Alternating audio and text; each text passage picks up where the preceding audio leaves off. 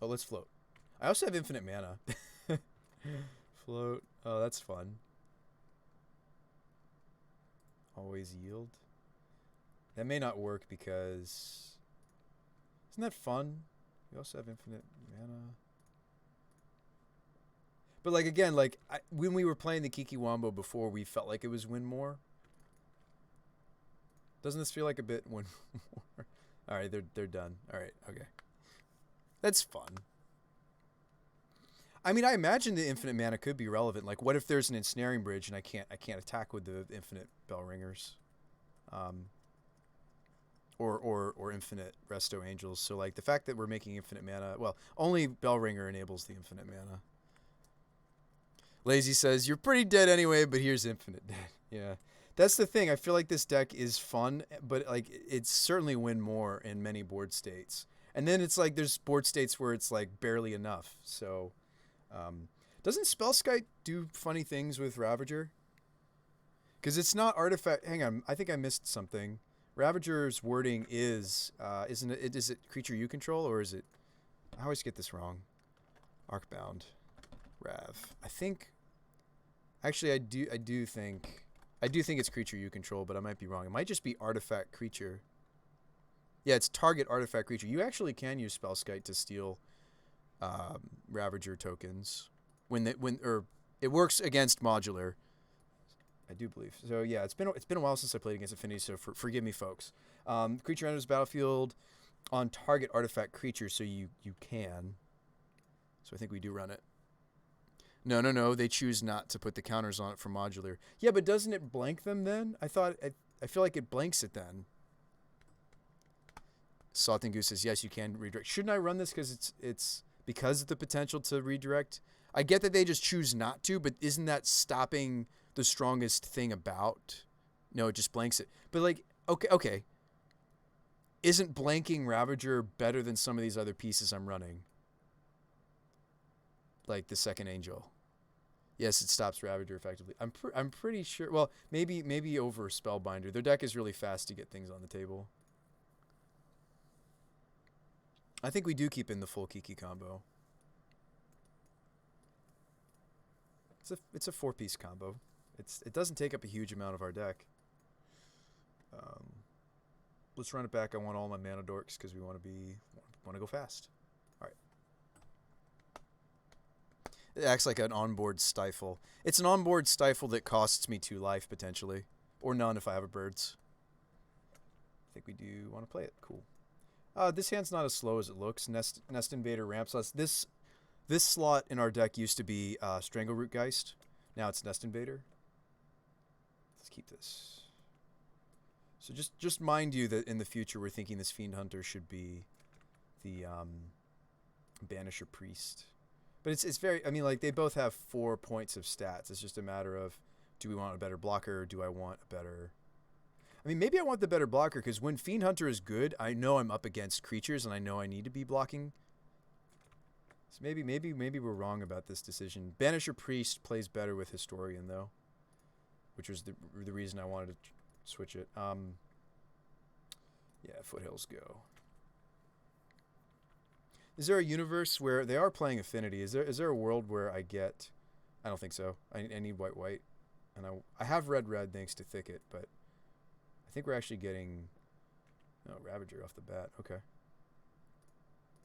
think we're getting Temple Garden, right? Yeah. Get Foundry. I think we're okay. Maybe this is wrong because I have the basic force in my hand. But I was thinking of. Yeah, maybe I'm wrong there. Drawn lots of good things, but if we can't get it out there fast enough, it's pretty irrelevant. I think I'm actually going to go basic planes here. Taking a different approach. The Thicket is certainly letting me do this. Now, mind you, what am I not doing because I got Temple Garden? I'm not giving us triple red for Kiki yet. That's probably bad. I wish there was a Naya colored Triome. That would make Naya also more feasible, right? Like why have they deprived this color combination of the Triome? They've given one to most others, right? Just a thought. Might get printed later. Maybe we'll see like Esper Triome. Like maybe we'll see at some point the Triomes they didn't do. But it might be as long as we have to come all the way back to the set that they were printed. Oh wow, Kazul's Fury is spicy. Such a cool effect. Like, cause it's hard to run Fling in your 75 of affinity. That's really neat. Granted, it looks like they decided to play it as a land instead of keeping it. Yeah, that's kind of neat. So we yeah, that's not good. We need to what am I doing? Am I hunting the Ravager? No, we hunt the Overseer. I think I Fiend Hunt the Overseer. You knight the Overseer? You like knighting this? Why do you like knighting it instead? Oh, then try to flicker this? Okay. I hadn't thought about that. Because we have Angel next turn. Good point. Knight, go after Overseer. Angel, flicker. Oh, yeah. I mean, like, there's a lot of synergies we were missing out on when we moved away from the Resto build. Because we just get several more flickers that we were getting out of the Charming Prince, and the deck certainly enjoys flickering. I don't necessarily like attacking with the Nest Invader. They might consider cracking the. I don't know. They decided to play this as a land drop, so maybe they wouldn't crack the Springleaf.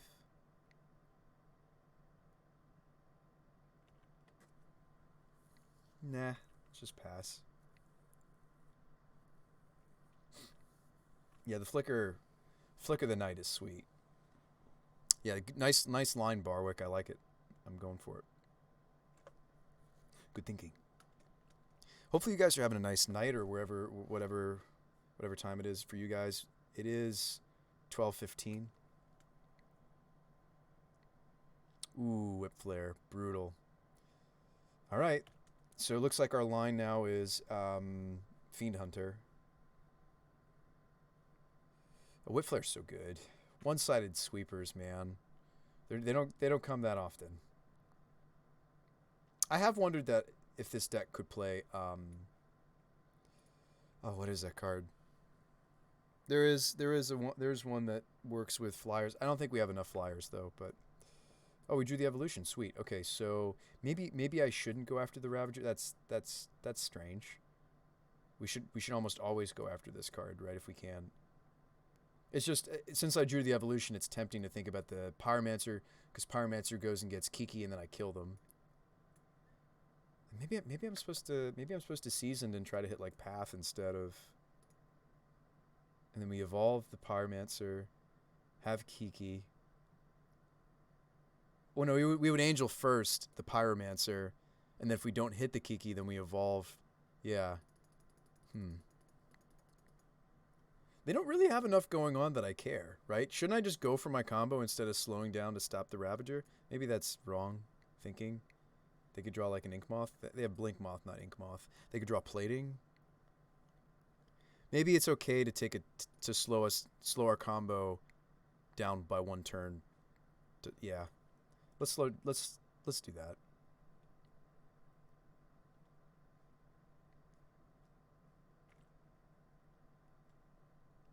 Fire Spout, thank you. Oh, we have a removal spell? Ah, we're transferring it to the Blink Moth. Yeah, Fire Spout's what I'm thinking of. I don't think it would work in this deck. Like, sure, we've added a few more flyers, but couldn't we just evolve the Hunter? Yes. Especially if what's happening is, like, now I want to Resto the Fiend Hunter, potentially, to grab, say, yeah, because I could grab the, yeah. Windswept, go. We want to get another red source, right? I'm being super greedy if I don't get like the Sacred Foundry here, because if we just naturally draw the Kiki, I'm gonna be kicking myself that I got the. I was considering getting the Dryad Arbor, which is super greedy. Then we get to Resto block it. Oh, there's a Plating. But they tapped the Nexus. Okay. So greedy to consider the. Yeah, we're looking good actually. Foundry.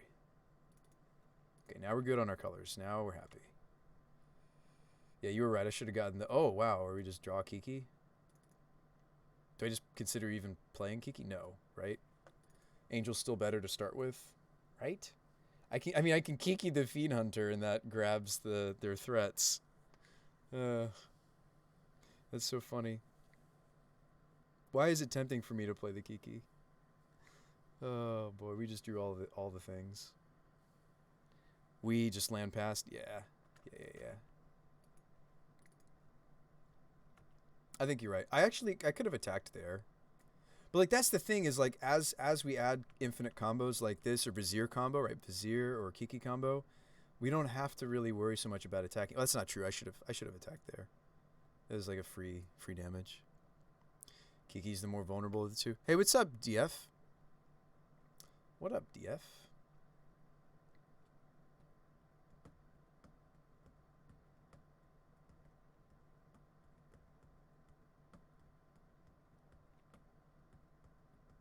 I want them to attack with it too. Before I. This is some. We got some sweet tech going on now. Why did we move away from the resto build? What was I thinking? This deck feels like a real deck again. Maybe for the first time. How do I stack these actually? Isn't there a way that I can stack this in such a way that it exiles it forever? Aren't there's isn't there synergy here? Isn't it kind of worded similar to like Sculler and such? Hang on. Leaves the battlefield, return the creature. Do I want to click this one first? It's first in, first out. No. That trigger would work for Ravager. Doesn't it matter how I trigger these?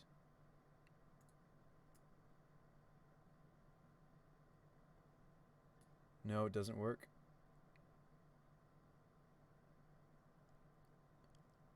Trigger on the stack only works for Ravager. It was targeted. Am I thinking of something different, Barwick? I'm just trying to not make a mistake.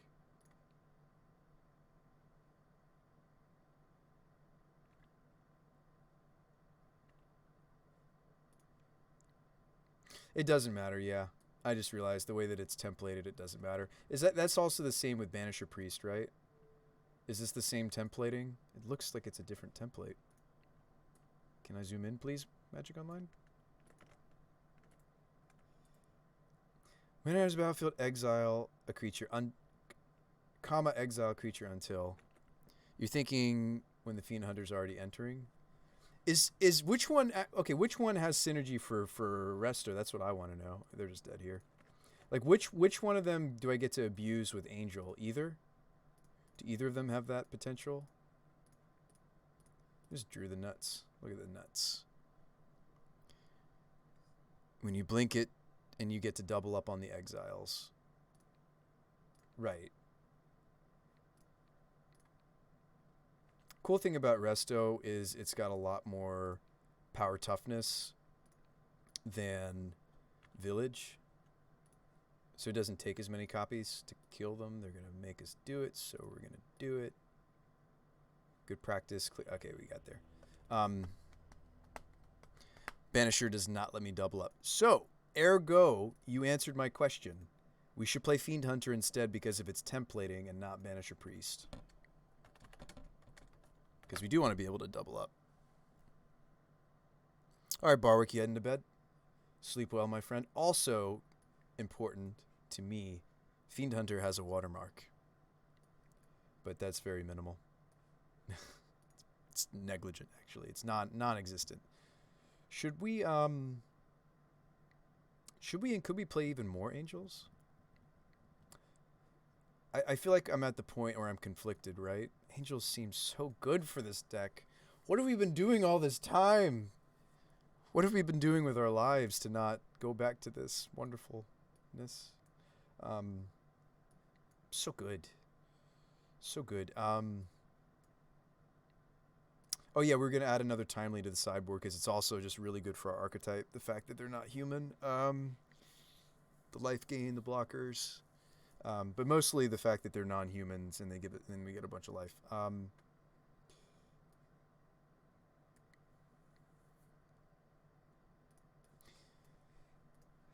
know we just did our count, but one more time. So human to non-human.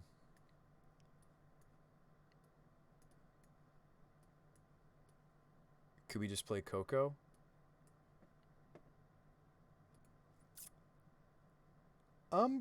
Collected Company is an interesting thought. We haven't. I don't think we've done a Coco build. Um, I feel like we'd just end up with Nest Invaders and Arbor Elves and Birds, but maybe.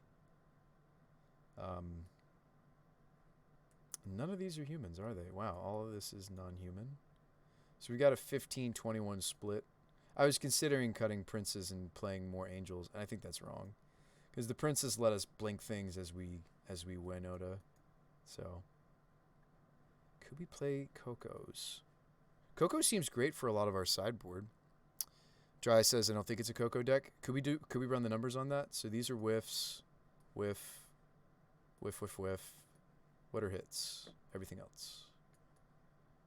Maybe it is some number of Cocos. Probably not, actually. We have 28 hits. Mind you, the Cocos themselves will increase the number of whiffs. Number is 28 creatures for Coco.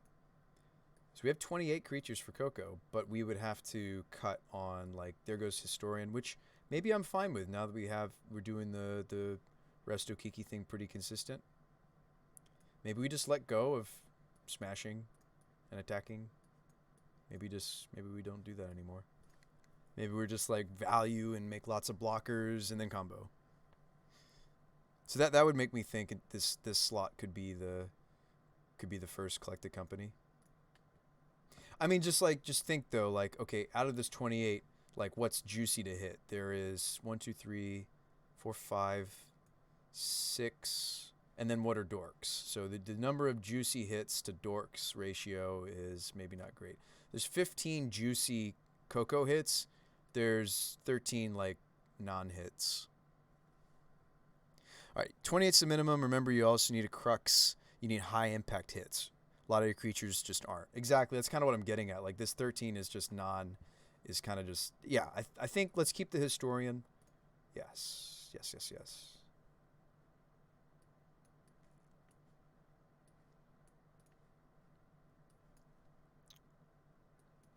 Yeah, I think we've liked Historian more than the. I mean, there's an Anthem we could be playing too.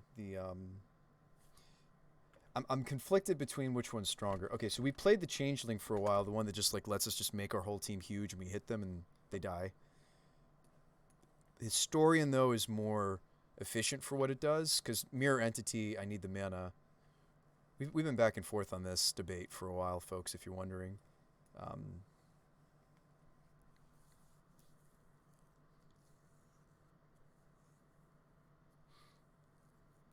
Kind of would like more punch again. I feel like we're more reliant on the Kiki combo. Like every Anthem effect I don't run, every slot I don't spend on a finisher, we're just kind of just doing just maybe I cut a Prince. Mirror Entity is still a human. I mean, no, we're cut a voice. It's tough to say. I think 2 princes is where we want to be. I'm going to cut a voice. I'm cutting a voice, I think. Considering you have a plethora of powerful single cards, honestly, an actual tutor would just be worlds better. Yeah, it would be. And like, we could go back to playing some number of tutors. We just haven't found another one that, like, fits the mold in the way that we want. It could be the first Chord. I think Chord is playable in this deck now that we're playing Nest Invaders instead of Geist, right? Strangleroot Geists. I do think the first Chord is feasible. I do. I think some number, like, especially since like Pyroman and Nest Invader both go wide, they give us more creatures to tap, at least for the colorless side. Nest Invader gives me 1 green, 1 colorless. Pyromancer gives me up to 3 colorless for Chord. Chord of Calling hasn't worked. We've tried several. Chord seems nuts. I mean, I've felt good about Chord, and I've also felt like it doesn't do enough. So, or that it's clunky sometimes. I mean, maybe now that we're moving into like yeah, maybe. Also, if we want the combo to be more resilient, we need to play like the first Eternal Witness. I don't know if I want to bother. I think I'm fine with our two plans being Infinite or Wino to beat down to just be our two. I'm fine with these three cards essentially being our true win conditions and not bothering with something as slow in this meta as Eternal Witness. What about Eladamri's Call? We played Eladamri's Call's builds for a while. They just weren't mana efficient enough.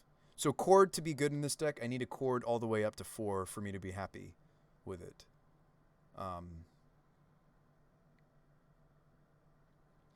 We could try the first Chord again. Maybe cut a Prince. What's our 2s count? If we play Chord, then I like the idea of you Witness. Hey, what's up, Zine? It's been forever. How you been, friend? Let's get another timely up in this. Let's slowly reintroduce the Chords to the deck. I'm happy to be wrong because I would love some more tutors that the deck actually likes playing. Maybe the Nest Invaders and the Pyromancers will let us get away with it. Like they will actually play it quickly enough. The problem with Chord was we weren't casting it quickly enough. But maybe every time I saw it, we were just up against like fast decks. Let's get another timely. And let's bring back the first Chord. Chord number 1. I mean, maybe 2 Chords is better than Second Angel even. I don't know about that. Human count. She suffers. I mean, it's a lot better now that we're playing Hunter, and Hunter's got the resto synergy. These are also humans. Actually, I'm a little concerned, folks. I feel like our human count has dwindled drastically. Maybe if we start playing Chords, we don't have room for the voice anymore, and we should just play 2 Charming Prince. I feel like our human count is dangerously low. Voice is just nice for control. It's just a solid. That's really where it shines. I don't like how low our human count is, so maybe we would cut voice and play Charming Prince number 2. So we do need a certain number of 2 drops if we're going to be playing Evolution.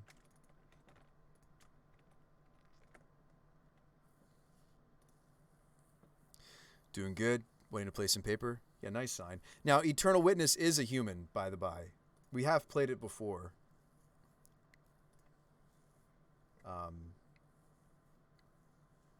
I mean, maybe I'm crazy not to play the first copy. The first. I like that the Charming Prince has synergy whilst we're going off, whereas Eternal Witness, while it's very good, it's a very good human. We've played it in the shell before. I think that the fact that like these are all really relevant as we're Wynota-ing, right? Whereas Eternal Witness, like it's the grindier card, right? It's the, but I have to pay for the card I get back. What about a Congregation at Dawn? Nobles could be good here. Well, the problem is that Noble's a human, and I want non-humans. I think we considered Noble at some point. All right, let's play the first Chord. See how we like it.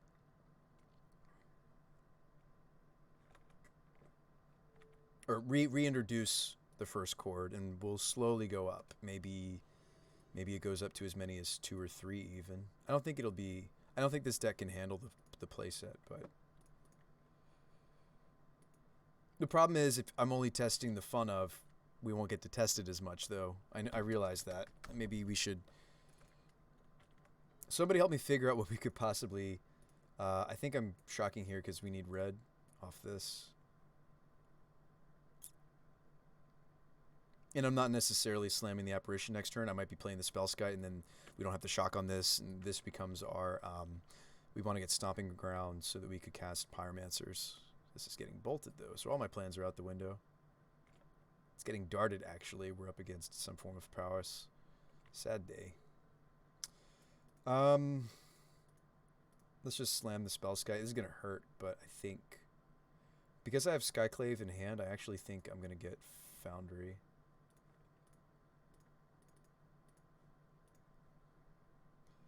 So sad to see the Arbor Elf. I mean, I didn't know what my opponent's deck was, so we're gonna put this out there.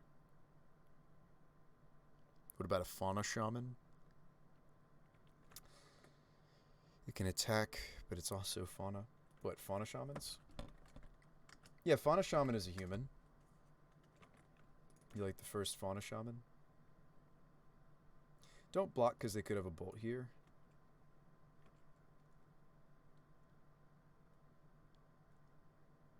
It's an opt. I mean, Fauna Shaman does have a cost to it. Don't forget. Oh no, it's an Elf Shaman. Never mind. I thought it was a human. Why did I think it was a human? Lets me trade out my late game dorks for real creatures.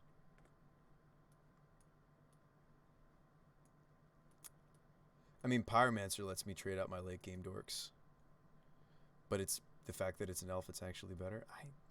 So I'm with you on this. I think this is neat. In theory, I just don't know what I would cut to fit it, though. We have a lot of reasons for a lot of the cards that you see.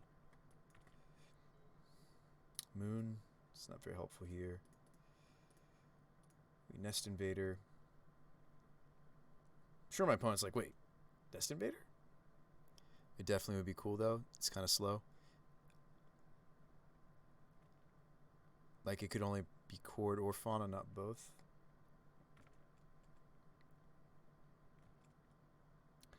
Yeah, I mean that's another engine we could go down. My issue with this is it's like the thing to think about with Fauna Shaman is you're not actually going down a card, right? You're exchanging a card.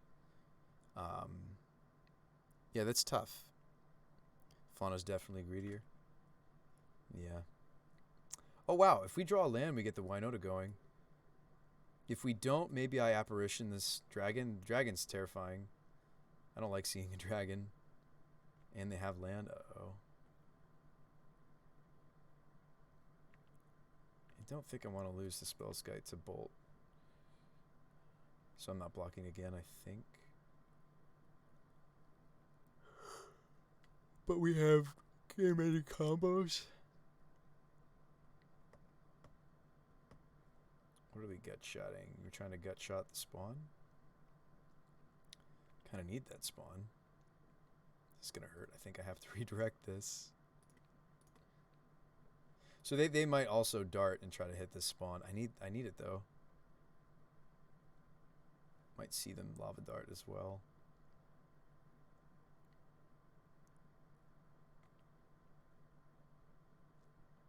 Maybe not.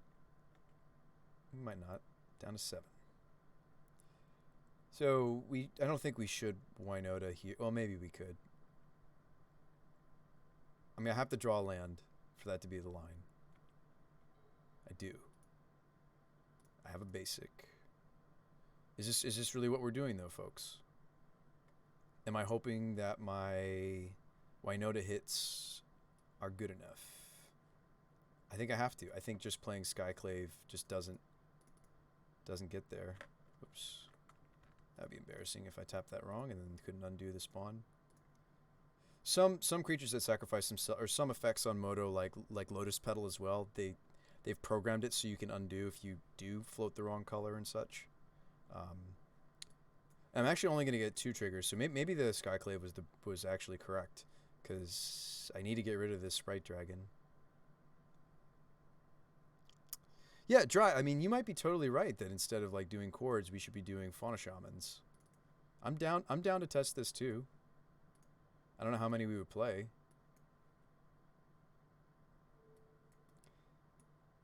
They're both expensive to do what we want them to do. Play the singular.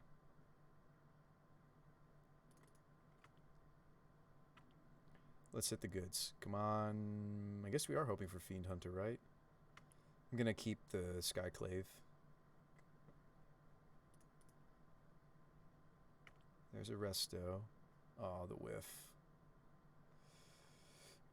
I think there's a good chance that I'm dead. Wynota can block the Swift Spear. I might even just trump it with an Elemental, though, just to make sure this doesn't get... I think we just died to the Sprite Dragon here. I mean, like, sure, I can redirect some stuff to the Spell Sky, but it's costing me life to do so. Sprite Dragon number 2. Yeah, we're just dead.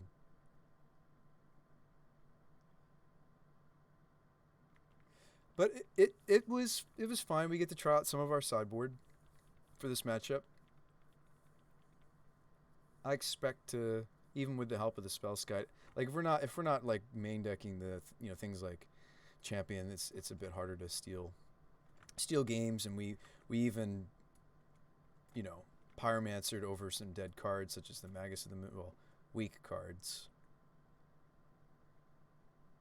But I'm already dead in the air.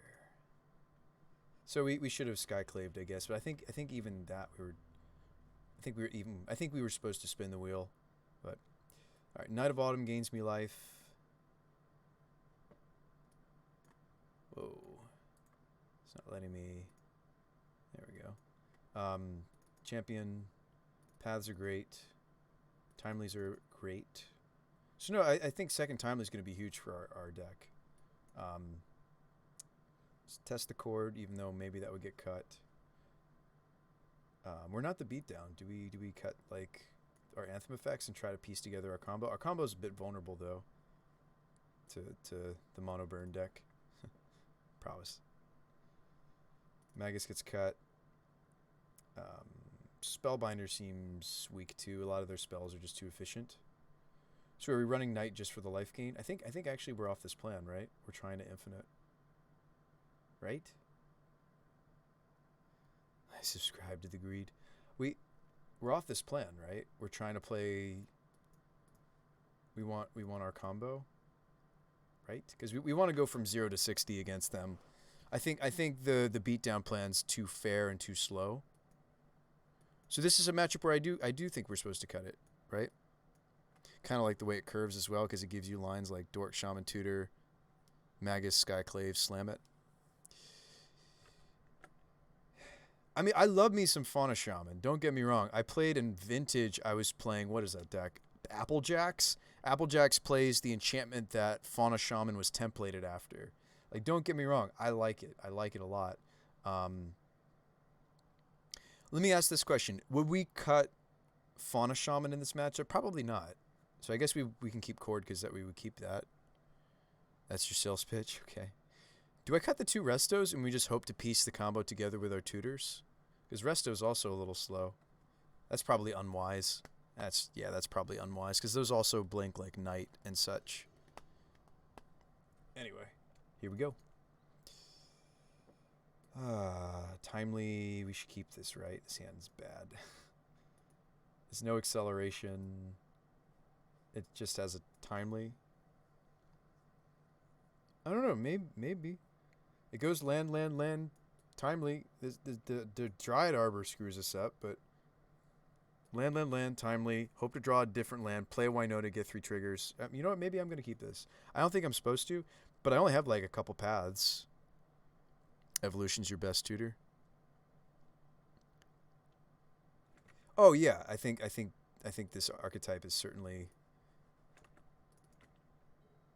an evolution archetype. I hope we just draw a different 4th land, I guess, if I'm keeping this.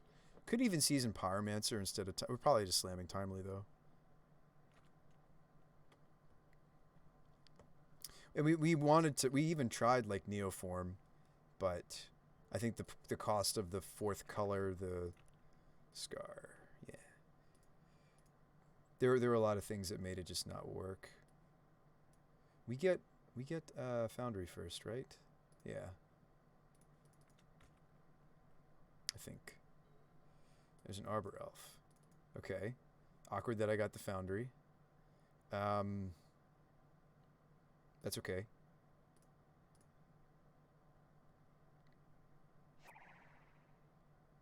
This is probably getting toasted, but that's all right. Want to know Angraths? Good question, Big. So we have played the Angraths build. On stream, I've played it. I also tested it quite a bit off stream. I think it's fine. You're welcome to play the deck that way, and I think it's reasonable, right? It's more bursty, I'm going for a different way to get the burst kills, where the one small advantage of building it this way is all of my spells are hard castable, whereas Marauders are not.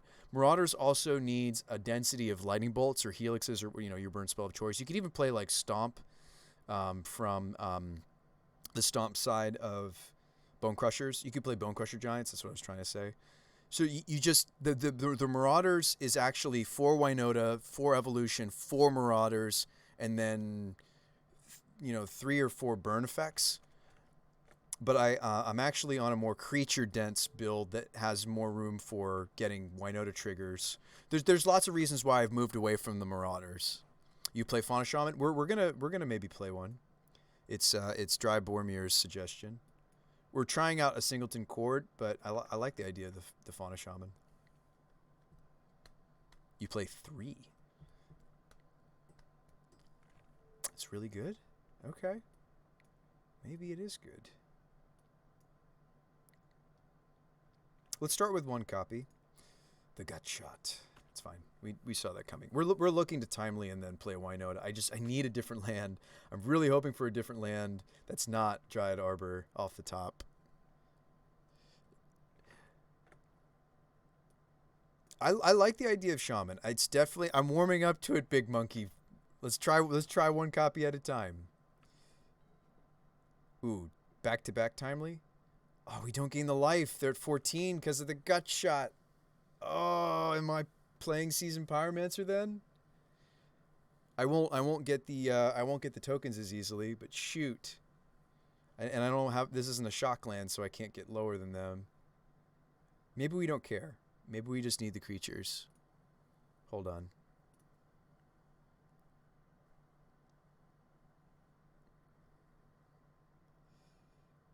Oh, did we Pyromancer here, folks? We Pyromancer, right? We need to dump these 2, don't we? Or I'm sorry, we would dump 1 Timely and 1 Dryad if we seasoned. No, it guarantees the turn 4. Sign says seasoned. I think I have to. And I think I'm pitching these 2 because Dryad Arbor is not going to get this. I wonder, should I sideboard this out against Prowess? I've always wondered that. No, I'm glad you're here, Big Monkey. You're definitely giving me some things to think about.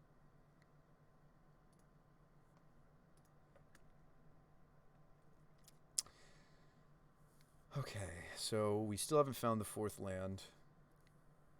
Pyro can block the Soul Scar. Then we guaranteed have fewer creatures and we have less life. We get the Timely off. Awesome. We have a bunch of creatures for the Wynota. 4th land, get a bunch of triggers. Here are my previous lists. Big Monkey, thanks for dropping some lists on us. I have no problem using some other technology that you found is working. I mean, we're just starting to stumble upon the Fauna Shaman tech. Maybe this is exactly what we were missing. Did you play Charming Princess? Oh, you're about to show us your list, so.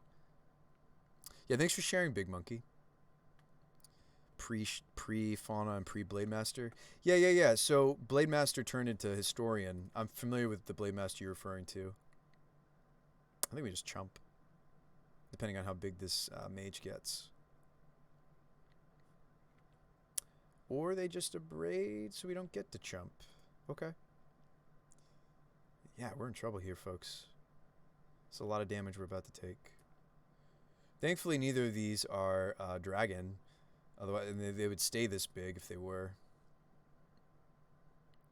Blade Historian, you meant? Same difference. Well, no. You used to be able to play. There was a 5-drop that gave all your creatures double strike, but it was just for that 1 turn. It's very important that Blade Historian does it multiple times. Or I'm just dead now. Wow, they have a mutagenic too. I think I'm just dead now. 6, 12. Yeah. Am I just dead now? Go to 3. We're going to go back up to 9. But just wow. Didn't hit the land. That's okay. Can't afford to play Pyro. We would die. Timely. Have to block the this Soul Scar Mage. Still going to take a wallop from the Stormwing, but Maybe they don't hit gas. Don't hit gas, opponent. Oh, thanks, Jade. I appreciate the good night wish. Thank you so much. You have a nice night, friend. I wish you wonderful dreams as well. Oh no, they had a threat. Oh no, they had another spell. Oh no, their deck is good. Stop being good. The prowess deck's quite good. It is. No, because they get to play some really good cards. I'm sure it's a satisfying deck to play too. Okay, it wasn't another spell. Thank goodness. So do I have to block? But I have to get a certain number of Wynota triggers. I think maybe I'm only blocking one. Or is this like weird Madman City where I don't do any blocking? Oh, they're darting a soldier? That sucks. Did I see the dart? I don't think I noticed it. So we have to block, so they're forcing a block. I take 8. Keep one soldier around. No, this didn't happen. It's okay. I'm just curious if we were going to get the land. It's a fetch. We're going out on our own terms. Good game. And they win that match. So we certainly have to do some things if we want to have a semblance of a chance. Game 1 against... I mean, I'm fine to move away from... I liked the fair win con for a while. I wonder if we should just try to piece together Kiki with protection, aka main deck Spellskite. This would let me main deck the champion. This would buy us room for more Fauna Shamans. This would...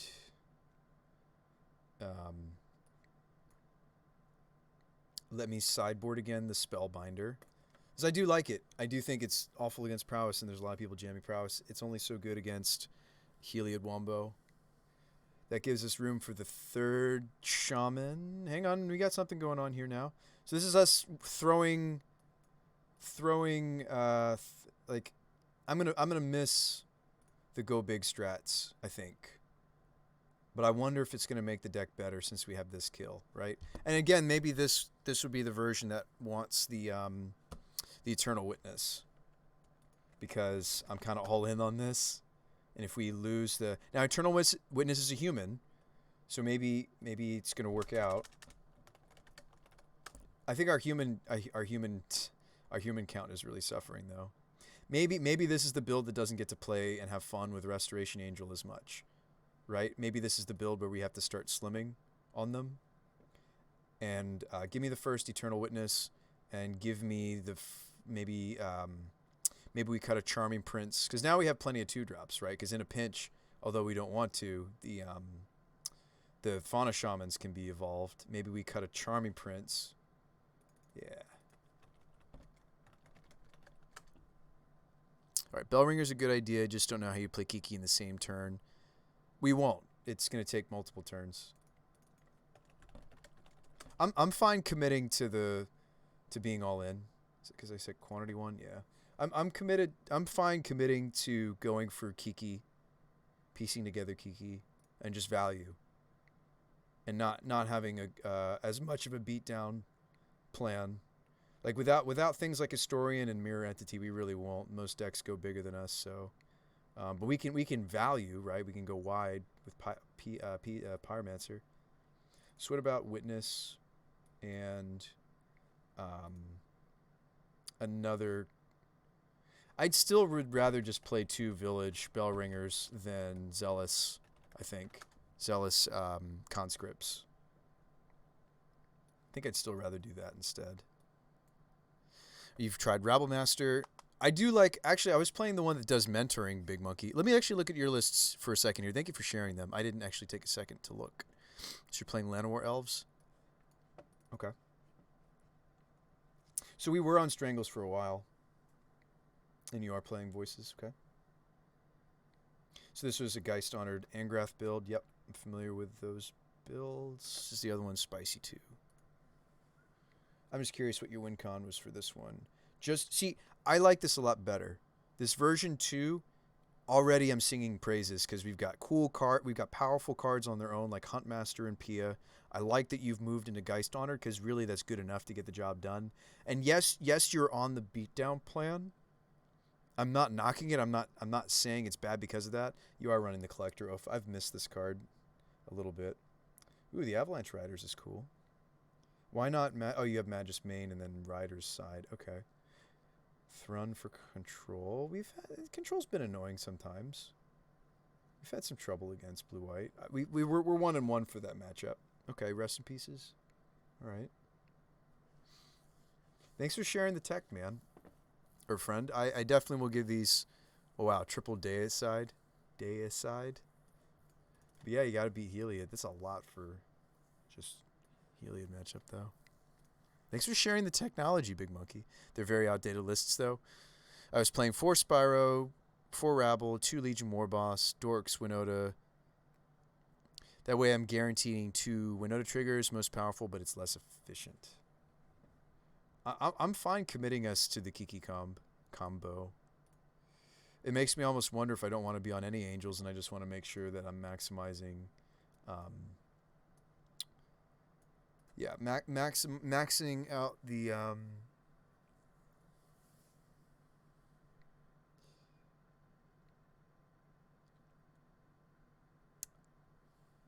no Angels sounds like a great idea.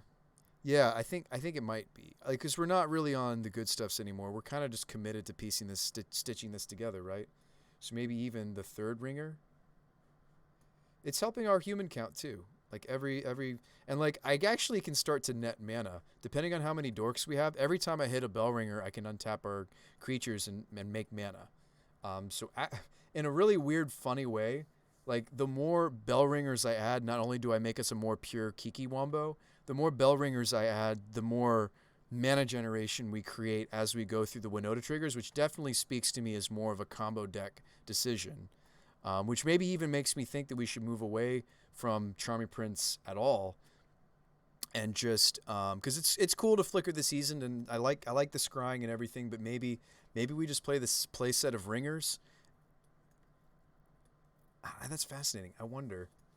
We also get to utilize Fauna Shaman multiple times every time we ringer. You know what? I just want to test it. I should have opened a new copy when I did this change. Shoot, whatever. Let's test it. Let's grab those. I know it looks like it's fine. We're gonna peel it back. It's probably not gonna be a place at a village in the end. I just want to test that synergy. They're not here for like any sort of vigilance or anything. They're here for piecing together the combo, giving us extra Fauna Shaman triggers, extra mana to like make tokens off of Pyros. I think this is kind of neat actually. It looks more like a combo deck for sure to me now than before. So 2 more Fauna Shamans. I saw a couple things from your sideboard that I liked. I'm not going to implement them just yet, though.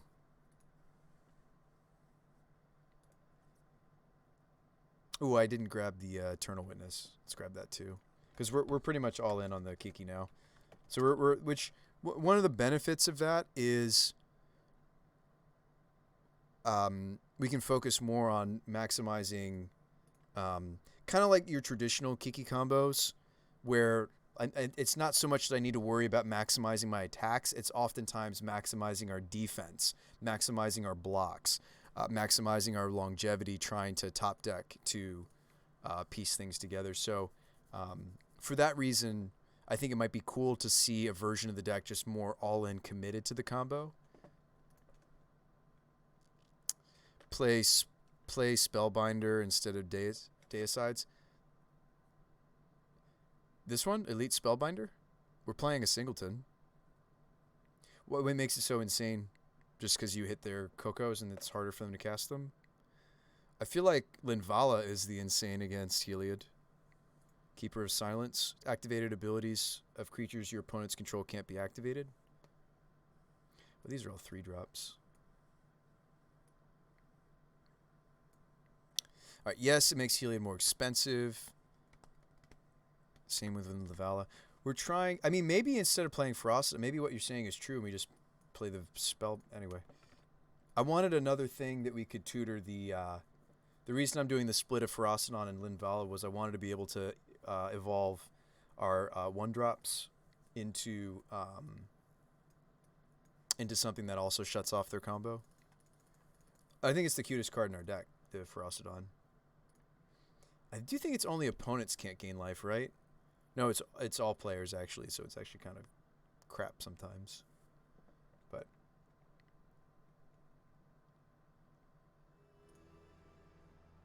let's try it. And we're main decking the champion, which I've wanted to do. Like main decking the Ooze, the Spellskite, the champion, like all these little edges do really help us against things like prowess a little bit. Obviously, without the paths and the timelies, we really can't.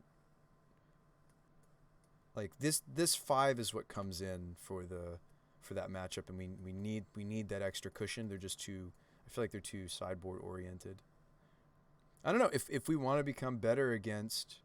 If we want to be better against prowess and such, we start to consider even sideboarding the apparition, and we main deck like Knight of Autumn, even potentially. So you know, there are little things we can do to give ourselves more and more edges against, you know, burn or the prowess decks. Most of the burn decks these days are just variants of prowess. I like Skyclave a lot. I like it even more maybe than the main deck Hunter. The only reason I have a Hunter is because it's a human. So I don't know. It would be, we would do it because of our human count. And we'd have to look at those numbers. I think our human count's fine right now. I mean, Skyclave,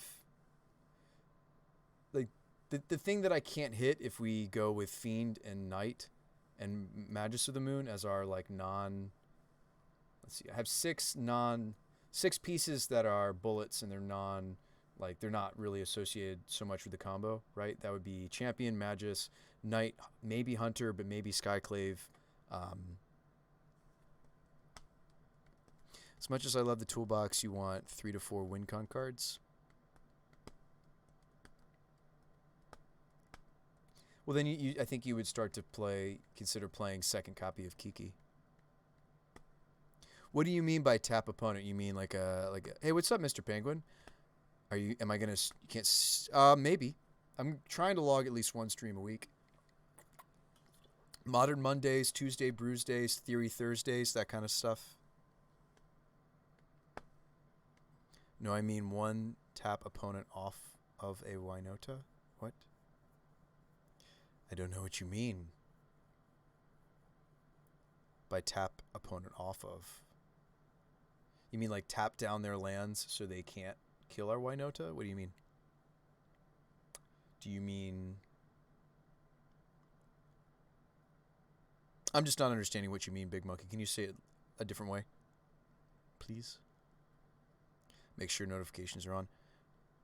Oh, kill them in an instant. Yeah, I mean, if you want that...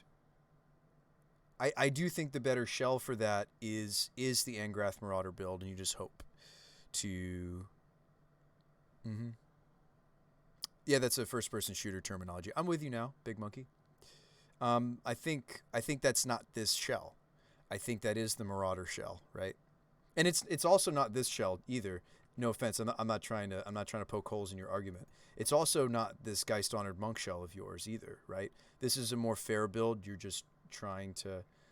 ooh, have you liked 3 Arborel, 4 Birds? I've considered that split, by the way. 22 land, 3 and 4. Is that better? Maybe you're onto something. Am I making a mistake? You're not running the Dryad Arbor? Why not? Maybe that's also a mistake of mine. You seem pretty confident about... Well, this one's 4/4/22. Oh, yeah, Cavern. Interesting. I don't know if I agree with that for my build, but... Trust me, no Arbor, because Lava Dart Fatal Push format. Oh, that's true. There have been several games where I wish I could have taken this out. And I think Moto does count it for my land count. Okay.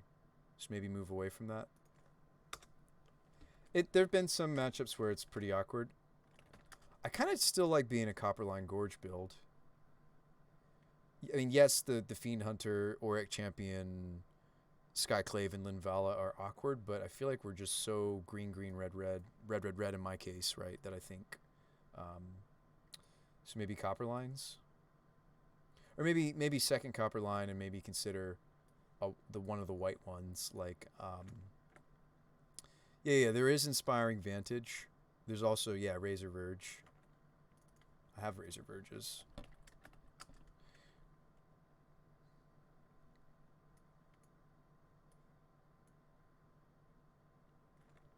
You prefer the fast lands over the fetch package because of how valuable life is. Okay. Yeah, maybe I'm wrong with. I don't know if I'd go mountain forest in my. Oh, you weren't on the Oh, you are on the Magus Moon plan of the board. I feel like I'd still want, if I was to prioritize a fetch. I think in my case I'd rather prioritize Windswept. No, maybe right. I mean, these lose some of their strength. How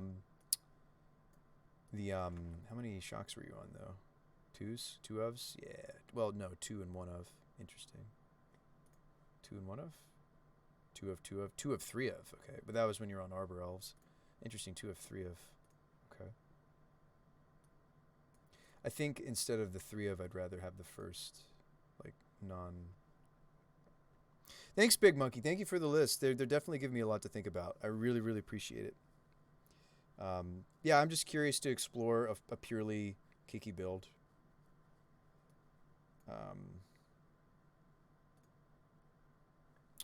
Yeah, maybe you're right with the fast lands. They're gonna make us not able to hardcast the Kiki on occasion, but maybe you're right. Now this build was on much more fetches though because it was playing. Yeah, I feel like I'm falling into the dangerous category of I'm not going to pull off these Arbor Elves anymore if I go too much deeper on these, actually. So maybe three Wooded Foothills. Razor Verge, Copper Line. Yeah, actually, I think it's dangerous for me to cut too many lands that synergize with elves.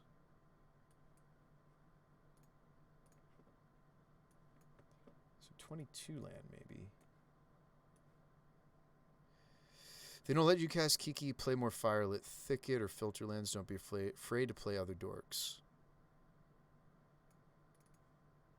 Yeah, it probably will, right? So currently, what lands does it work with? It works with none of these. It works with not that either. It works not here.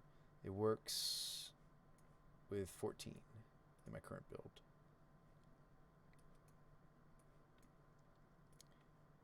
Yeah, I mean, maybe you're onto something with Llanowar Elves. I kid you not. I saw one of your builds was a Llanowar Elf build. Like, it feels weird to play, like, Elvish Mystic or Llanowar. Or, like, a split of the two. Nobody's going to surgical my, you know. Ooh. Mystic has the old border with the new art on it. Oh, no, this was the... These look pretty, though. There's also some really pretty Llanowar Elves out there in the internet. On Moto, at least. There was the, they look like... Maybe they didn't print them on Magic Online, though.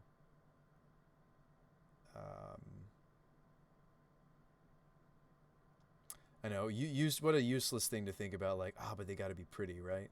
No, they don't. These ones. I actually like these ones. Okay, there's these ones, there's the classic ones. I think these ones are kind of cool looking.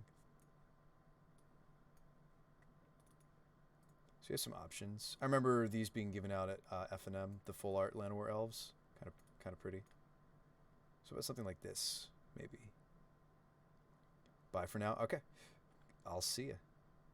Yeah, so we get to run a mana base that looks more like this one.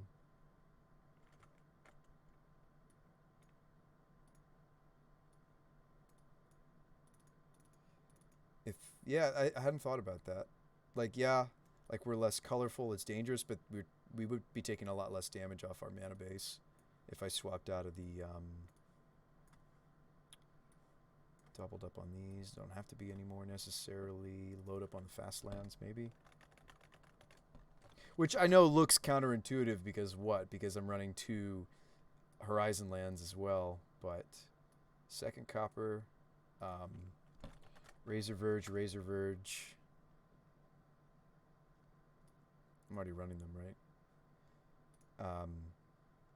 Maybe even the first. He was playing Inspiring Advantages, actually. Yeah, I hadn't thought about, yeah, I guess if I want to shore up our matchup against, like, Prowess and such, we really do need to take a lot less damage off of our mana-based. So maybe we want to just...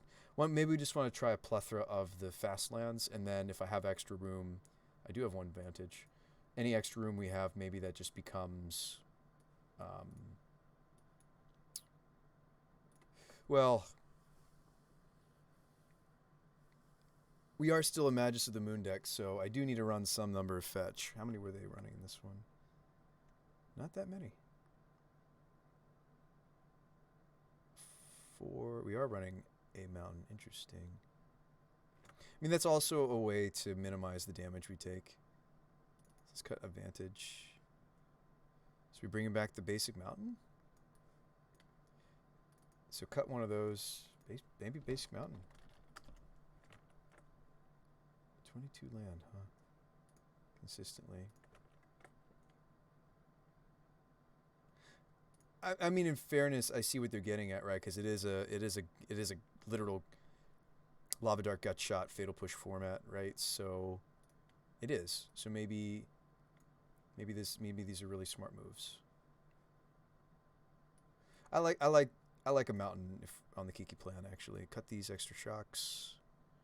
Look at us, like, working on our mana base. One of my weaknesses, as you guys know. Hopefully you can forgive me for it. So let's get some of these up in here, and let's give a non Arbor Elf build a try. Let's try one of these Elvish Mystic Llanowar Elf builds. They should be super cheap. They give those out like hotcakes. These promo versions. I can get 2 of those. I need another copper line. Gorge. I'd like a...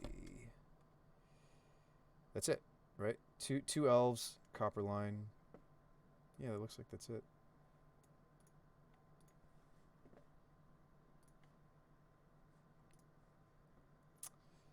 Definitely like a Firelit Thicket, Copperline Gorge kind of a deck. Like, yes, we have a couple of cards that are white, but it's looking good.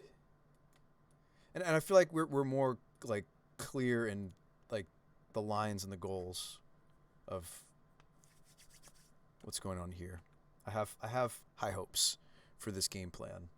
Like, this is we're all in, right? We want to be untapping and making extra mana and playing out extra things that we're drawing off of the Pyromancers, and we're not playing around with any of the... I do feel like our human count has suffered, or we're just going to be drawing a bunch of Bell Ringers some games, sure, but we'll put the fear in them. They'll always be thinking about the Kiki or evolve for Kiki. And that's one of the benefits of having potentially 3 or maybe even the playset of Ringer is... extra ringers can become the Kiki off of the Eldritch Evolution. It's not ideal, but yeah. We've moved away from the Giant Arbor, which makes me sad, but there are plenty of matches where it has gotten us killed. It's also given us extra Wynota triggers, but yeah, maybe that's the end of that saga. All right, so we're a bit more yeah, we're a bit more allocated, ready for the more aggressive decks than before. Cool. It's good, right? It's a good sign. Guys, we have the whole combo. Look, see? I'm also lacking in red sources. But guys, we have the whole combo in our hand. We do. Think about it. Whole combo. Whole combo in my hand.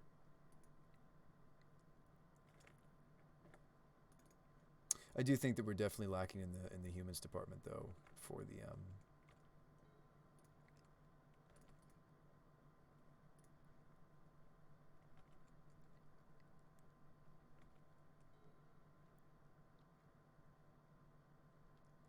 Yeah, we want these to be land wars instead of noble hierarchs and such, right? Because we want them to be non-humans. All right, so I can village. Maybe get to block and kill the Hex Drinker. That would be weird, bizarro land, wouldn't it? That would be pretty fascinating to get to do. And then we evolve the Bellringer attack with the elves. I kind of like what's going on here.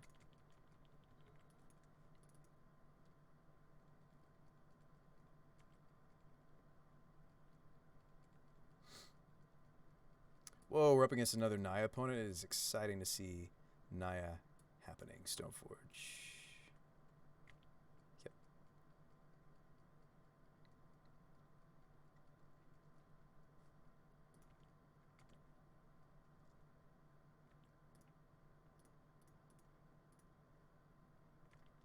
Village. So going for it here actually is kind of crummy, but we just drew a bunch of lands. Are we sure it's a 22 land deck? I was on 20 and 21 for a while. Look at this. Are we sure?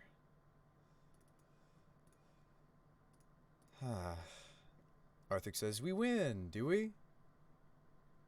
Do I just go get Blood Moon? Evolve Elf into 3-drop. Evo the 3-drop to Kiki? I don't see what you mean. We win. Evolve Elf to 3-drop, evolve 3-drop to Kiki. Oh, if they don't have removal. So you're saying okay, so evolve this. Oh, cancel. Hold on. No, you've got a good point. Maybe I'm just not thinking about it. Because they might not have removal for the Bellringer. They did show me Sword of Feast, but they don't have enough mana to put it into play and equip it. So yeah, maybe we did just win if they don't have anything. So what do we want? Just go get Pyromancer? Go get Fiend Hunter? Skite looks good. Well, but Skite can't evolve into Kiki-Jiki though. Arthur. I have to get a 3-drop here. It's okay. We're thinking. We're thinking. There's Eternal Witness. I could get back the Llanowar Elves and play it. Actually, that might be the right line, by the way. It might be Eternal Witness, get back Elves. Because if I go for Pyromancer, I actually think Pyromancer could be fine. I want to keep the evolution. I could get into some more action. Like, our hand kind of sucks. Maybe I'm just supposed to get Pyromancer. Maybe Magus. We could get Magus.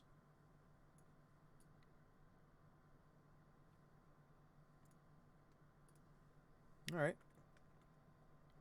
I do have the other forest in my hand, so this is valid. A valid line. I don't know. We're all in, right? So maybe they just hardcast the sword. Oh, they're going to spend their turn evolving this? Oh, that's fantastic for us. We just won. They spent their turn making a 4/4. I mean, like, I don't know if I would put me on Kiki combo. I feel like this is a giveaway, but not everybody knows that this also works with Kiki-Jiki for Infinite. Did we just do the thing? I mean, granted, it took a draw of double evolution. But, yeah, we do the thing. So, evolve Magus, win the game. From 1 to 3 to 5. Okay. 1 to 3 to 5. Kiki combo. It's going to take a while if they make me go through this. Always yield. Oh, no, it doesn't. Just don't misclick. How can I misclick? They're all the same creature. Can't you make Kiki copies of the tokens themselves? They're going to make me go through it? No, they don't. Okay. Kiki combo. Consider that was a giveaway. But hey, take the buy. Yeah. Kiki combo. Alright, so Linvala stops both of the creatures of theirs I saw. Revoker seems decent. Auric can go. I mean, they might have some red removal, but I'm not interested in this. Apparition can hit the equipment. Paths also hit Stoneforge.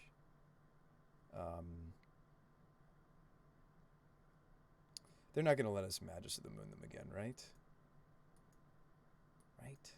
Knight hits Stoneforge pieces. Witness is kind of slow. Yeah, how do we sideboard for this matchup? I'm having some trouble. Oh, Spellbinder can nab what Stoneforge tutors up. That actually is kind of cool. See, this is where we need to figure out how many Bell Ringers this deck takes. Honestly, I like Magus purely because it'll be removal. They're going to spell elsewhere. Okay. So you like these.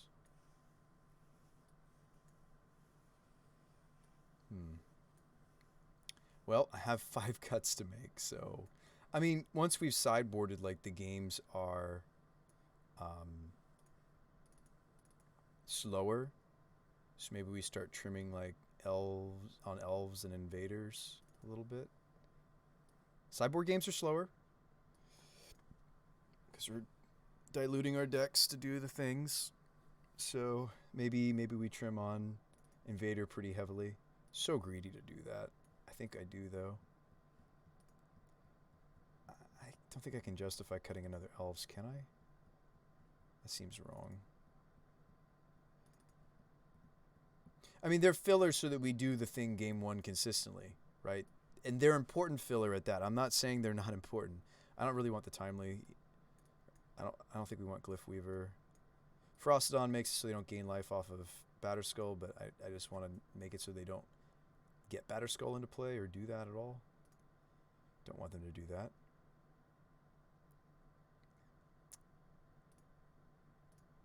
I'm going to do 1 and 1.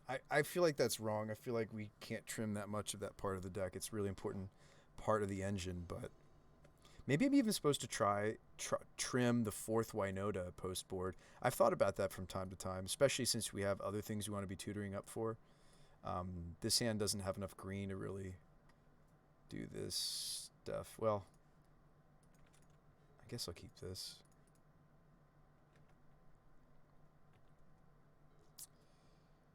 It also doesn't have enough white for this Skyclave I just drew. Okay. We'll see if the new changes to the mana base were maybe a mistake. Soon. No mana dorks for my ringers to do the fun things with. Get the extra manas. It's kind of like that, like this guy plus dorks is kind of how we do like our weird Deceiver Exarch impression. Okay, that's a great draw in this situation, right? Because I didn't have a 2-drop. This probably gets killed. We're okay with it. I mean, yeah, in these builds, it's important to have creatures that are worth them killing. That's so true. Is this getting Lightning Helixed? Nothing. Just shock. Why did we shock? What are we up to over there? Are we like playing Shadows or something? Did they just shock? I'm so confused. Did they shock some? Oh. I must, my eyes must, I must be tired. I don't think they did. But then how are they at 15?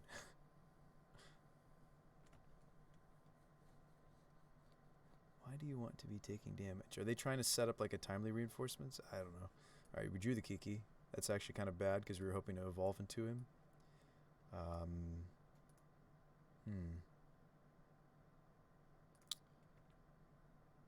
So, is this like a weird Bizarro land where I might be okay cutting?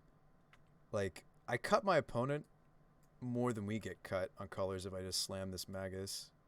Granted, this might be a lightning bolt. I think there's a weird world where I do this because I think they have to remove it. They float bolt mana. They wait for this to resolve. They lightning bolt it.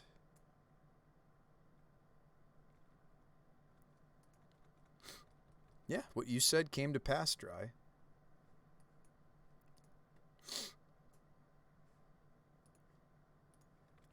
Sarah Avenger. Is this how we have to Naya these days? I don't know. Maybe our opponent is going to learn us something. Oh, there goes that too.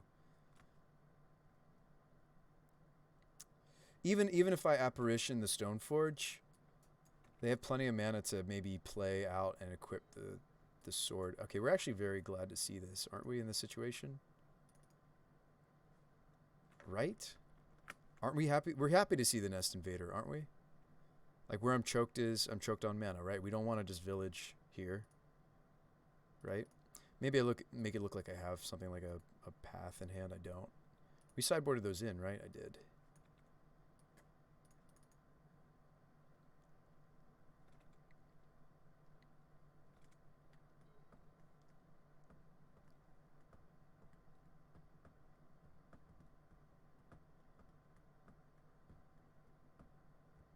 All right, so they're going to put it in. They're going to equip it.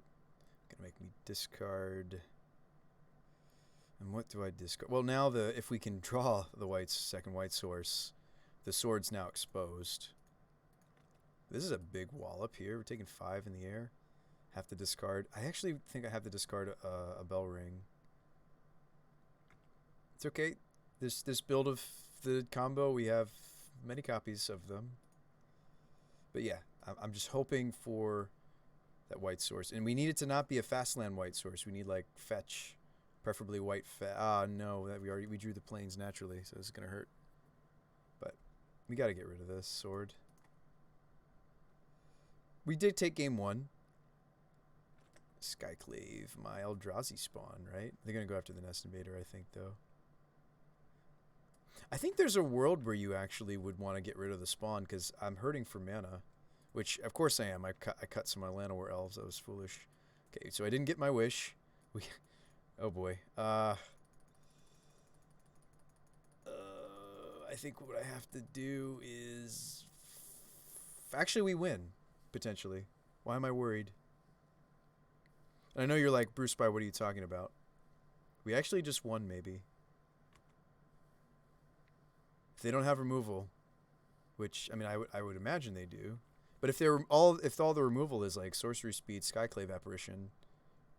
Well, if they kill this, wow, they're tapping out almost. No, they're not. Okay, they've got 1 card left. If it's Bolt number 3, if it's Path number 1, oh wow, they're just doing stuff. I think we just won.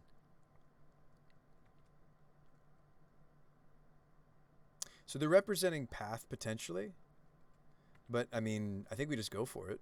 We're not playing this combo to not go for it. Oh, cool. I get to block the this 2-power threat. Camera shaking. Yeah, I don't know why it's wobbling.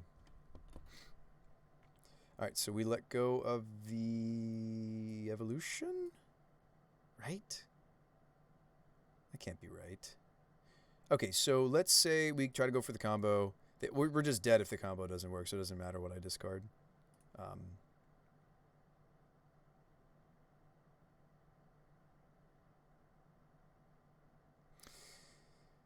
Okay, they're looking at more cards. It's terrifying. They have 2 cards now. This is...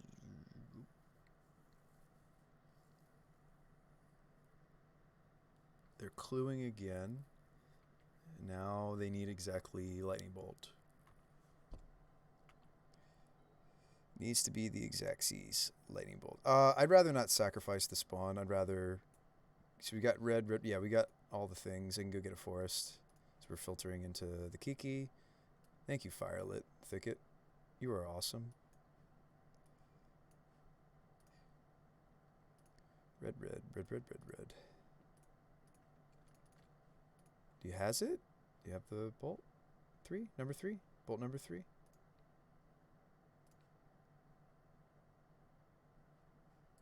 It doesn't look like it.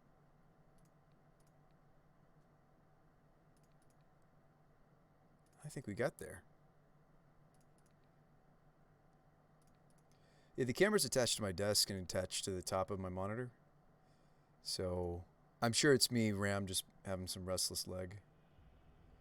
Wow, we got there. The Battle of the Naiadex. We did the thing. So maybe it's not weird to cut some number of invaders and elves post-board, but we need to be careful about doing that.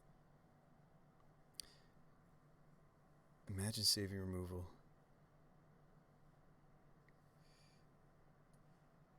Huh. I think the thing that really suffers... Well, okay, I'm excited that we have lots of lines that are opening up that are just resulting in wins. You have no idea how excited I am about that, actually, that this seems to actually maybe be working. I know that's not enough of a sample size, but I do like that these have synergy outside of Kiki combo in that as I Wainota, they're giving us pseudo-vigilance and letting us reuse our dorks.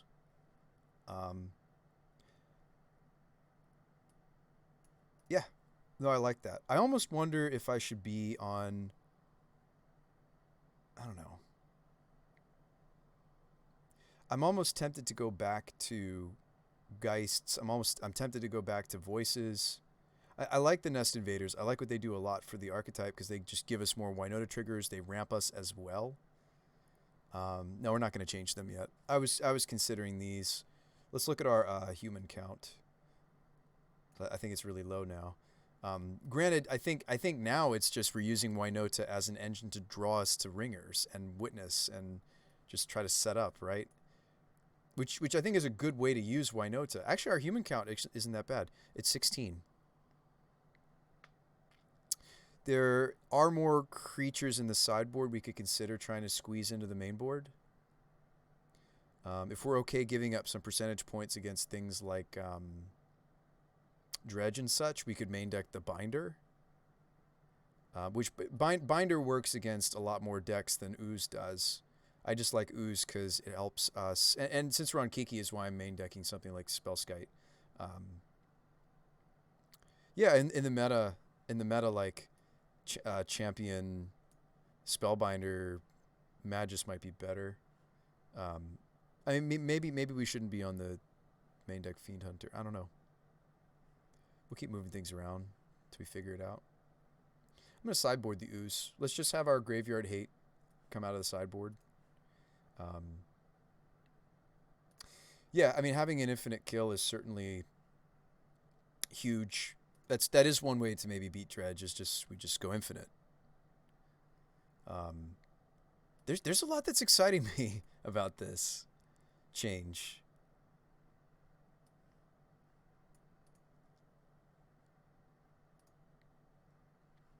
Certainly we need to play a few more games to get it. Oh, what time is it? Wow, it's 1:31. So maybe we need to start wrapping it up soon. But thank you guys so much. Reminder that we baited a bolt with Magus, but he also chose to bolt Scooz. Yeah, he didn't have to.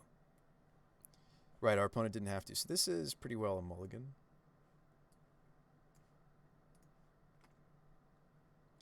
This is not as much of a mulligan, potentially. We have access to the bell ringers a lot now. Playset, Wainotas get them. I might be tempted to shuffle. I feel like I shuffle a bell ringer before I shuffle Kiki. With the advantage to shuffling Kiki is it becomes cheaper potentially off of a Eldritch Evolution, but you're not guaranteed to see the evolutions every game. We need to get used to that, by the way. Thanks, you too. Opponent's saying hello, good luck.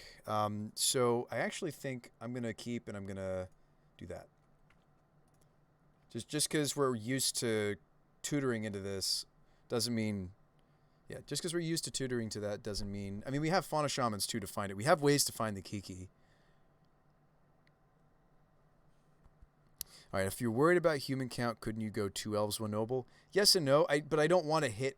I don't want to... I want the humans that I'm hitting off... That's a great question, Blaze Rider. I want the humans that we're hitting off of the Wainota to be impactful to the stage of the game that we're at, right? So I wouldn't take a Noble Hierarch. I want to take one of these 17, right? I'll even take... Wainota sometimes takes herself, as awkward as that is. You can think of it as she's just giving herself haste and such. Oh, wow, we just win, maybe. I need to draw a second land. I did not there. We may just win off this Magus. I mean, it depends on if they're what type of Tron they are, but something's always better than nothing. Um, I don't know. I don't know if I agree with that logic, Blaze. But it's really, really important that I don't think we should shave from this like 7 or 8 or so of this. Like every creature that I'm playing in the early stage really does need to be a non-human. With a couple exceptions. Auric Champion's really good in the meta, so I'm okay to let that be an exception. Like the things that we're playing leading up to Wynota really do need to be, for the most part, non-humans. Pyromancer also fits that category. If we were still main decking Apparition over like Hunter or Knight, this would also fit that category. I'm trying to make us a little bit better main deck against Burn, so that's why the Knight went into the main deck. Does that make sense, Blaze? I get what you're saying, that it feels really, really bad to whiff on a Wynota trigger, but I do want to make sure that we're making triggers in the first place. And so maximizing the amount of the non-humans leading up to when we slam Wynota, I think is really important. Are you able to do statistical analysis, Blaze? Because I'd love that. Because I don't know if that's really my forte. I do have a mechanical engineering background, so like I'm not a stranger to spreadsheets, but I don't know if these days I have the bandwidth to want to do. I like the deck a lot, so maybe I should. I mean, I've had a lot of fun with it, but I had a lot of fun with the Mardu deck too. Yeah, I mean, if there's anybody in the chat that wants to do a statistical analysis, you have my blessing. Maybe I could. You've got an electric. Oh, you're a fellow engineer.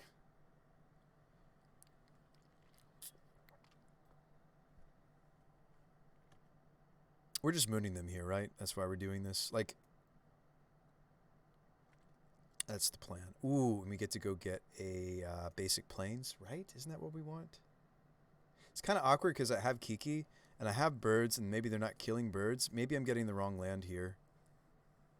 Like maybe I want this to be a red source is what I'm getting at, folks. I have white thanks to Kiki. I actually don't think is this like weird Bizarro land where I'm fine thinning. I might get a shock land and hurt us, and Moon, and I actually need the red sources because Pyromancer, Kiki. I already have white source on the bird. I mean, if they kill the bird, I'm very sad. But yeah, it was weird as this looks. I actually think I let us get mooned.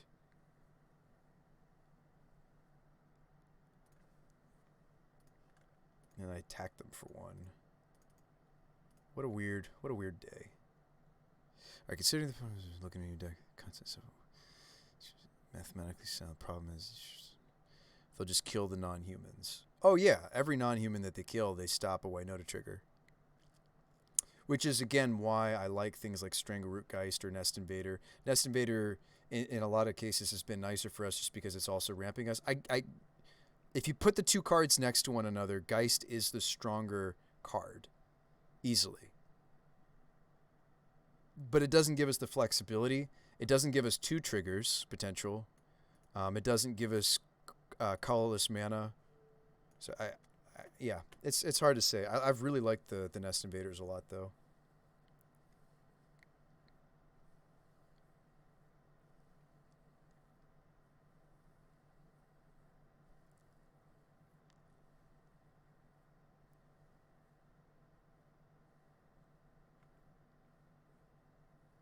Any land gives us the 3rd red source we need for the Kiki. Honestly, I'll look into the stats. Direct message you once you have. That'd be awesome, Blaze. You also can post. I also would be interested to see it maybe even here. That's up to you. You can direct message me, Ryder. I will go ahead and friend you if we're not already friends. You've been friended. Thanks for being interested to do it. That's the thing. Like, as you grow a community, there's more and more people that are interested to do such things. I think I should just because any land that's not our other 2 basics lets us kill. I think we just attack for 3, end step village. I'm trying to make sure that villaging doesn't let me play anything else. No, we would need a 2-drop. If I had a 2-drop, village would let me cast more things, right? Yeah. No, that's not true. Float. Hang on. Float. Village. I could have cast Pyromancer here. I'm so stupid. I just noticed it. The village bell ringer. Because we had 2 dorks. I could have. Yeah, that was bad.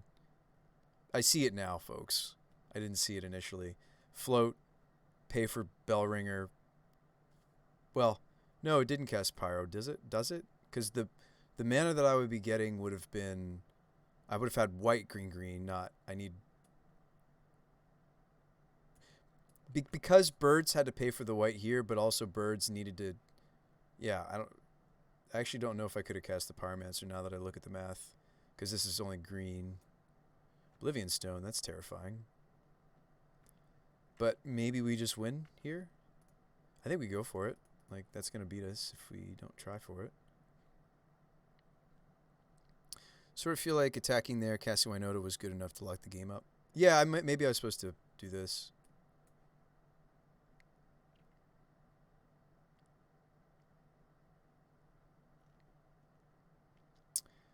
Yeah, any not forest, not... I mean, there's a lot of draws here that just win the game, right? So let's draw one. We did not. We're very sad now. We're very sad. Very sad. Yeah, we're in trouble now. So if we'd slammed Wynota last turn, we would be swinging with Wynota this turn with both the elves and the birds. And I don't, even if I play Wynota here, it's not going to do anything. Oh, we're in big doo-doo, folks. I think I actually have to, I think I have to Season Pyromancer just to make sure that I draw us into some lands. Spellskite's irrelevant. Yeah. We flew too close to the sun, folks. I also want to make my land drop this turn. Flew too close to the sun. Oh, hey, there it is. Too late, though. All right. Yeah, exactly. We would have no non-human attackers either. Like, this is where it's like, man, we really needed something like this instead of, like, naturaling the bell ringer or something. That's really disappointing. What's the worst part about it is we will rebuild slightly, because so they're gonna stone. I don't know when they're gonna stone. I guess they'll try to stone during. They do have Tron already set up. I wonder if they want to pop stone now and then they get to play something strong. Okay, they decide not to. Ooh, let's do this while we still have Magus out. Cool. So we didn't get. Yeah, awesome. We've got a line. We really do. It's. I mean, we swing out. They pop this second main. I don't need to swing birds. Swing out. They pop this. Popping there would be bad. Only 3 mana after. Stone. Yep. I should have floated the mana on the birds. No, that's not true. I think I just want to flash this in during their end step and just hope for another untapped source. I have triple red mana. I just want an untapped source off the top. Off the top. Let us win the game. If they Karn my hand, that's fine.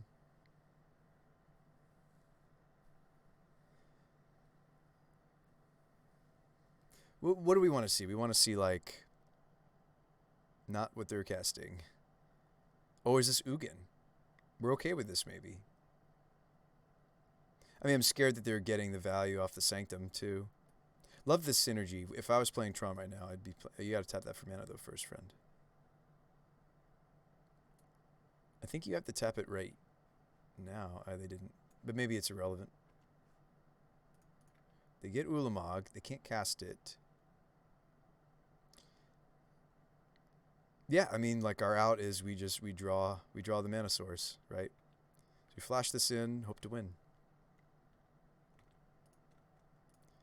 That's the name of the game, guys. Flash it in, hope to win. Don't show me, don't have main deck dismember. Actually, wait. No, they don't have enough. No, they do have enough mana. So actually, the Blast Zone We don't win. We don't win anyway because we didn't hit the land, but the blast zone can. I don't. Or no, the copies do retain our converted mana cost, don't they? Because they're pure copies. They're not. Yeah, they're not going to have no converted mana cost. But we will lose next turn to Ulamog. All right. Let's bring in our sideboard plan. Second moon. Second Magus of the Moon. What else is our plan for Tron? Revoker. This is where we wish we had the Oath. Tokens or copies, they'll keep your... Yeah, thank you, Kedler. I wasn't sure for a second there, but I am glad. All right, Glyph Weaver. What else? That's it. Oh, Teagster. Apparition, probably not. Knight, maybe. They both have issues. Fiend Hunter, probably not either. Well, Fiend Hunter stops... we don't really care too much about Wormcoil, though, right? I mean, we do... if we can't set up our combo, but we're playing the version of the deck where we're just all in on this. Spellbinder seems actually reasonable. We might keep that. Champion goes. Spellskite, I think, stays? Maybe not. Maybe Witness goes. No, Apparition's good. It can snag a map. But like, wouldn't I want Knight because it can hit higher on the CMC chart? It's also less difficult on my mana than Apparition. Are you sure? I feel like everything I'm trying to hit is an artifact. If I want that slot, shouldn't it maybe be the Knight instead? I don't know. Maybe I'm wrong there. We can trim an Invader or two, right? Post board. I would think you would want both. Really? On the play? We want both? Should I really be trimming this many Invaders? I feel like the fact that these ramp us to our 3s and so much of our deck is 3s, maybe it is the Invaders that we can trim a bit on post board. Maybe that's what should be getting trimmed. What do we trim? We trimmed Fiend, 3 Invaders, Champion. That's it. These 5. What do we bring in? We brought in Glyph, Spell. Oh no, Spellbinder's main deck now, isn't he? He's not. But maybe he should be. No, he is main deck now. Alright, so Spellbinder stayed in. We cut... I don't know. Let's just run it back because I don't want our opponent to scoop the match. We're still in the tournament practice room. Apparition hits Karn, though. That's true. Play Knight. No, I might be wrong, Kedler. I don't think Invader's involved with beating Tron. Okay, that's a fair point. Oh, nice. Hey, we get to try out the Fauna Shaman finally. It's exciting. There's a bird. Best card in our deck. One of the best. We don't get to Pyromancer yet, but that's okay. Maybe they play map and we revoke it. Is there a reason for the Spellskite? Seems not great against Tron. Dismember. They also play that one spell. I might actually do this.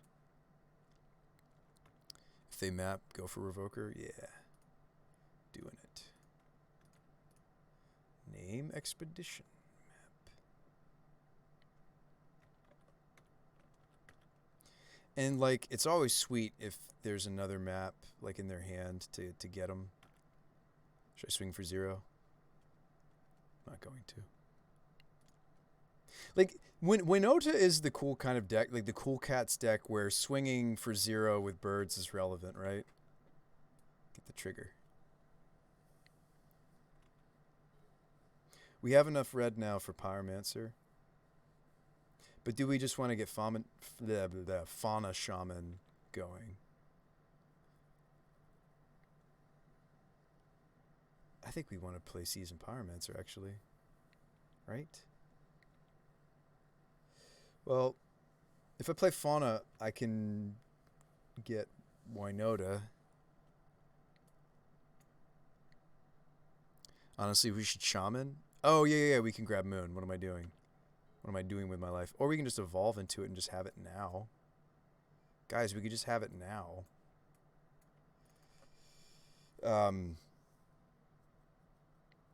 If they leave an artifact in play, you should be hitting it with Knight.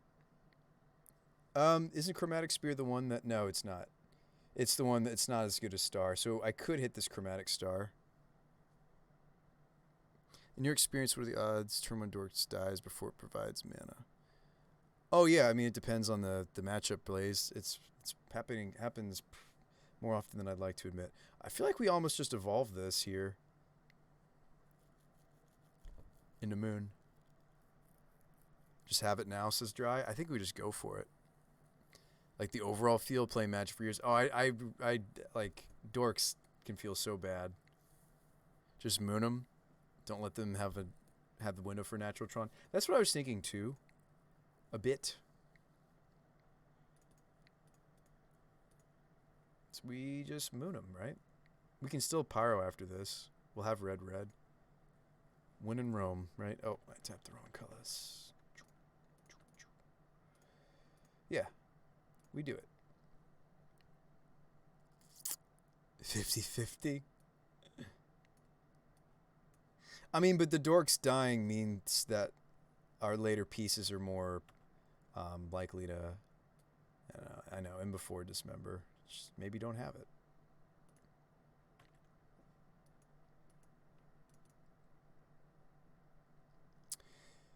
Can't cast Wynota. I mean, we're on play Pyromancer plan now. Turn these into elementals. Like that's the plan I'm on now. As long as this is in play. If this leaves play, then we can switch back to this plan. Maybe Fauna Shaman actually is better. Hear me out. What if I Fauna Shaman convert Knight into the second Magus of the Moon and play second Magus?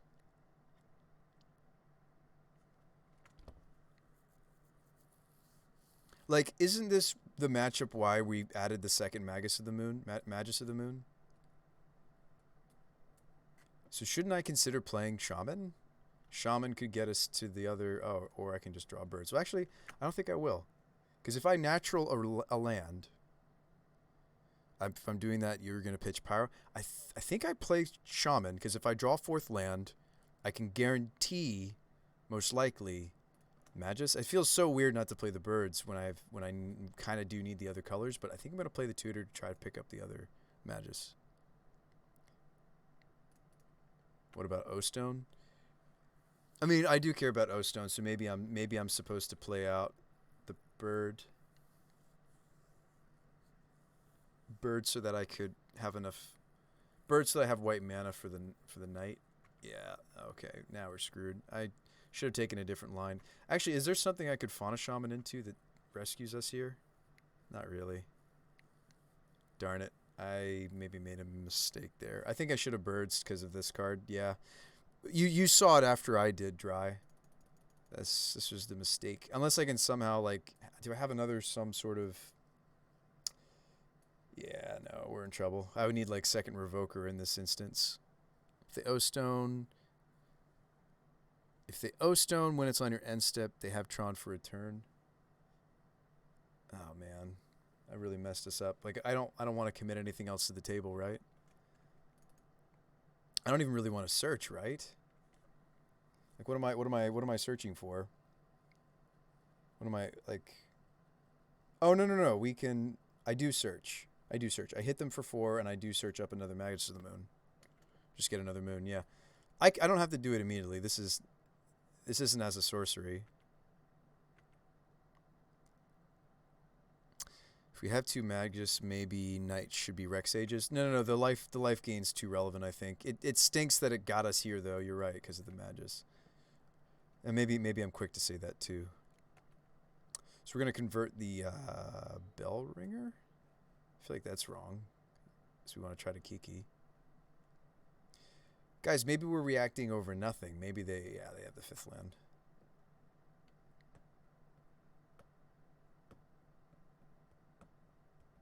Oh, they're just doing it now. Okay. Okay, let's not be foolish. I think these are the tools we want. I don't know. Maybe we should get rid of the Pyromancer. That seems so weird and wrong. We're getting Moon again. I mean, what if they just have back-to-back O-Stone, though? You think that's a big mistake for them? I'm going to get rid of the Bell Ringer. We get the replacement Magus, right? I mean, if we're really lucky, we just draw a land, and then I can play birds and Magus. Honestly, I like getting Kiki and hoping for land. Maybe that was better.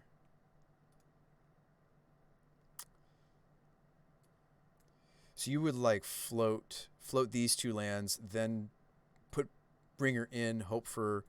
Well, 4 lands though doesn't do Kiki, but I guess. Oh wow, we drew the land. That's big game. It's big game that I get to do both. Not game over. I'm just saying it's big game. Because they can't both. I mean, unless they have if they need they will need Dismember and O Stone #2 to beat this. I did have a Bell Ringer. They're dead now. Well, probably. Not definitely. All right, I think we're just all in though, right? If I Pyromancer, we lose the night. I think we're all in though. Yeah. I discarded it, yes. And I'm all in. There's a Wynota. Oh, we're all in. I am all in. Actually, have they made enough land drops that they... No, they still can't O-Stone and immediately pop it. Do they have the Dismember? Oh, boy. I should have gone to combat first.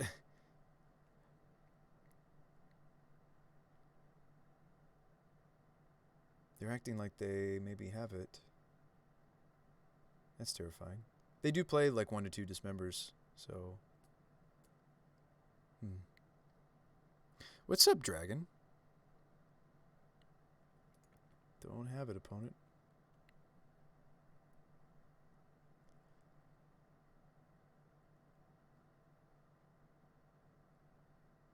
This is Worm Coil. This is... Ooh. Yeah, that's pretty good. I think we lose now. Was there a way that I could have not lost to the All Is Dust? I don't think so.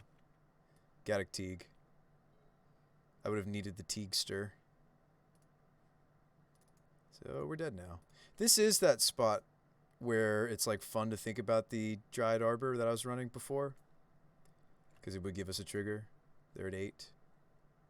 But that should be the end. Why the mismatched Tron pieces, though? Maybe they just really like that art, and that art. I don't know. Why the mismatch?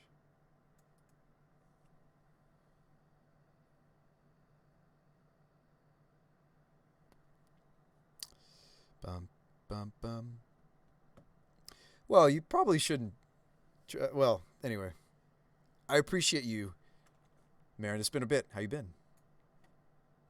I did have a question earlier, and I thought you would also get a joke out of this or have fun with it. I know that you put some of those videos up on YouTube because when you're in the practice room, you say that you're recording for YouTube. Do you also, for people to see the deck in its organic state, do you also put matches where the deck loses, if they're at least like interesting close games, or do those not go on? Speaking of not close games, we did lose this one. I wonder if you put all the matches on. See, that excites me. Not because maybe you're going to feature this nonsense. I'm on a very different build of the deck now, as you can see, but I think it's good because it gives a more honest depiction of the deck, and people can see, you know, how a deck might try to fight through hate or what have you. So I'm glad to hear that you post also losses. It's a little late for us to start a league, guys. I kind of indicated that earlier. We'll play a couple more, I think. What time is it my time? It's almost 2. I think this might be the end.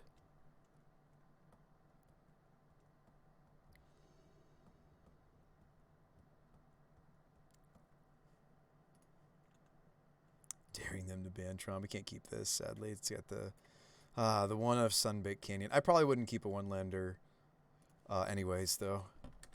Yeah, we've been having fun Marin building, or Maven, I'm not sure what you're going by. But we've been having fun. We've had a lot of enjoyment trying to figure this deck out. Oh, wow, we have white for the champion naturally. That's nice. I mean, I don't know what my opponent's on, so it's hard to know what I'm supposed to keep. Maybe I'm just doing that.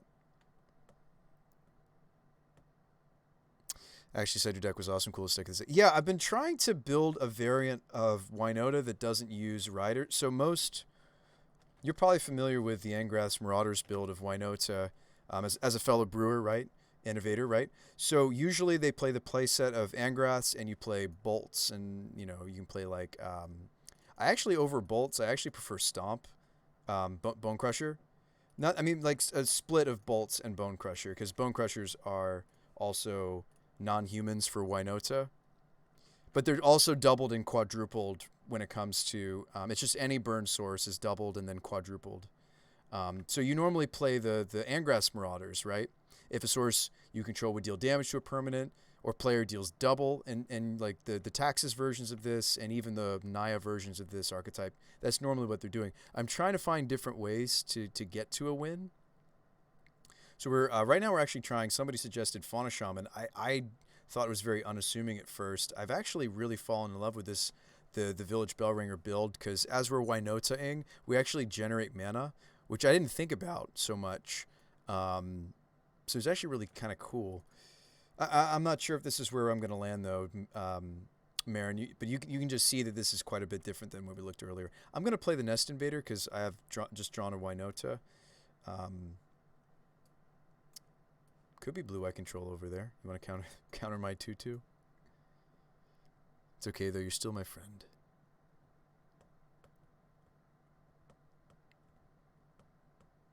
All right, should have been reflective maze, advantage the gesture. I didn't even notice, to be perfectly honest. Did you say something in the chat? I might have noticed then. I didn't see any chat from you, Marin, whatsoever during the match. I don't know.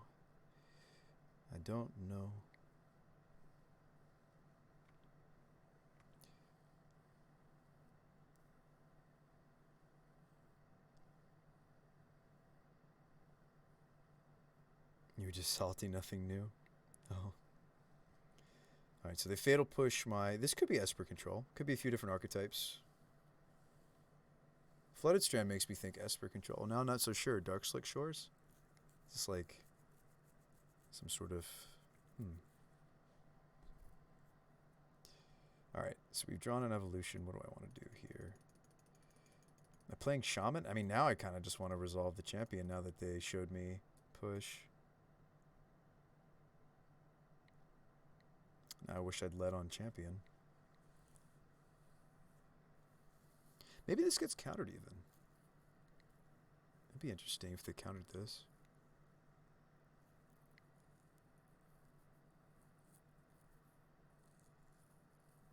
Quad Boros seems impossible. What are you talking about? Oh, the Blade Master, or what is it? Attacking double strike.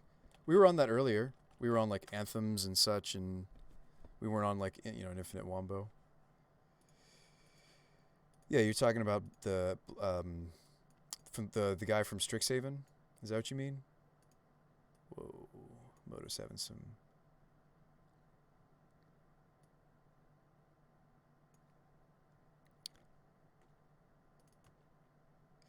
Hang on, it's taking a while to search it up.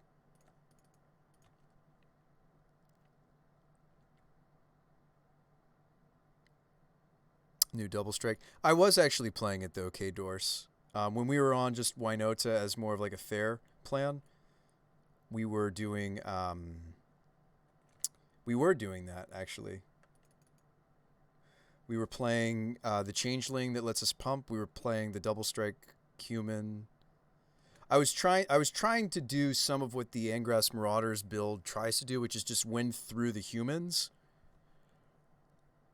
So that is a weakness of going for like a Kiki build, is I'm more reliant on the evolutions and the faunas, and I have to run something like a fauna or like a Court of Calling. I like that fauna though triggers the Wynota. I have liked that aspect of it. I technically could, even if I wanted to, get wrecked by this remand or whatever they have, like evolve the champion. I'm not going to do that. I think I'm just going to play the Fauna Shaman. Attack for 1. Why not just play Paw Blade?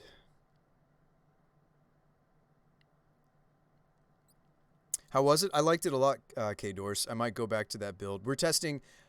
I'm literally trying to show and stream and go through pretty much every different way imaginable that we can think to every different engine imaginable. Not every 75 possible, just every engine. Try it for a while, see if we like it. I have liked the all-in Kiki build. We're not even playing any Restoration Angels in this build. I had Resto Angels in an earlier build. Yeah, it's just straight up blue-black control. This is not good for us, maybe, for our health. So we need green. We'd like red. So the perfect land for this is obviously Stomping Grounds. What about Stoneforge? I wouldn't play Relic Seeker. I would play Stoneforge. I've seen people do Stoneforge with Wynota. Usually it's the Taxus builds, though. Too bad this is a human and not like a core or something because we can't get a trigger. What is this? Cryptic? Like, if I was to Wynota by sacrificing the spawn, I might be willing to Eldritch the spawn, get a 2-drop. I don't feel like I'm giving up so much if I do that. I mean, I'm giving up an evolution and I'm giving up the spawn, but I might be okay playing into one of their counter spells with using the spawn. What about Brain in a Jar? Hey, what's up, aggro? There you go. The throwback. Whoa, they're gonna, yeah. So I guess I'm not doing anything. I mean, I guess they get to drown my. Yes, I guess they get to drown my Eldrazi spawn if I don't do anything. But why would I give up an evolution? Like, we're about to have a board of no creatures. I think we're losing against this blue-black control wombo. Excited to see what they're up to. It feels like in these go-along blue-black decks, it's tough to play hand hate. Opponent decides not to drown my spawn. Sure. But why wouldn't you? It was free. Okay. Maybe they're worried I had something I could flash in. I don't know. It's good to see you, Aggro Fiend. How have you been? You still living in Texas? There's got to be a sweet way to incorporate Lurrus. Lurrus is sweet because it's a non. I think I just throw the Wynota into this counterspell they have. What do you got? Show me Logic Knot? I'm trying to guess maybe what they would be. I mean, it could just be another drown. Show me Cryptic Command. I don't think we're winning this one, folks. Still, how am I doing? I'm doing good. I'm doing a lot better. I was unemployed. I am no longer. Well, it's a long story. I'll have to tell you sometime, aggro. And before I get Gear Hulk. Yeah, Gear Hulk. Now we're talking. I like me some Gear Hulk. Mutavault? Oh. They're playing fairies, guys. They're playing fairies. I do believe in fairies. You think I'm jesting. I really don't. I think they might legitimately be on fairies. I think we're about to get Animate Mutavault, Spell Stutter Sprite, counter this. Watch. Like, why else would you be on Mutavault except not for... And then the Dark Slick Shores makes a lot more sense. So they are playing fairies. Watch this. Spell Stutter Sprite next. And I don't have green for evolution. I thought the Dark Slick made me suspicious of fairies, as did the Inquisition, but now I'm sure. Seems like a tough matchup. Moons seem good. Not impossible. I didn't say impossible. Just seems tough. Skoos for... Teague for Cryptics and such. Veil of Summers. I don't want to play the Paths, actually. Do you think they have, like, Damnation even? I guess they just drew the more controlling side of the deck and not so many of their threats or Bitter Blossoms and such. Bitter Blossom actually don't have a great answer besides like Apparition. I think we have to play Apparition because Bitter Blossom. Now, the Champion was interesting. I actually don't think Champion's all that great. Nor do I think Fiend Hunter is good. All that good. I like Knight. I like Apparition. I like Teague. 4 cuts to make. I mean, the game's going to slow down. Maybe we cut on our nests. We've been doing that a lot lately, but I think as we sideboard, I don't know. It's tough. Maybe I should stop just cutting these out. Like maybe we trim a Wynota because the game goes longer before we cut all the invaders. Maybe I even cut an elf. Maybe it's more like that. We have actually cut down on Wynotas before post board. Against blue decks, you might even argue that the Eldritch Evolutions can be, they're so important to the deck, but man, do they feel bad if they have a relevant counterspell. So I don't know. Let's try something like that. Maybe cut a Fauna Shaman. I don't know. They're not going to play a board wipe usually. Yeah, I didn't bring in our some of our anti board wipe tech. The human that yeah, kind of acts like a bad. I mean, it's not bad because we're a Wynota deck, but this hand comes out of the gates a lot more quickly. That's what we want to do. Because their 2 mana counterspell of choice is Spell Stutter Sprite. They actually won't be able to stop the Eldritch this time, maybe. I'm going to lead on Llanowar Elves, actually, instead of birds.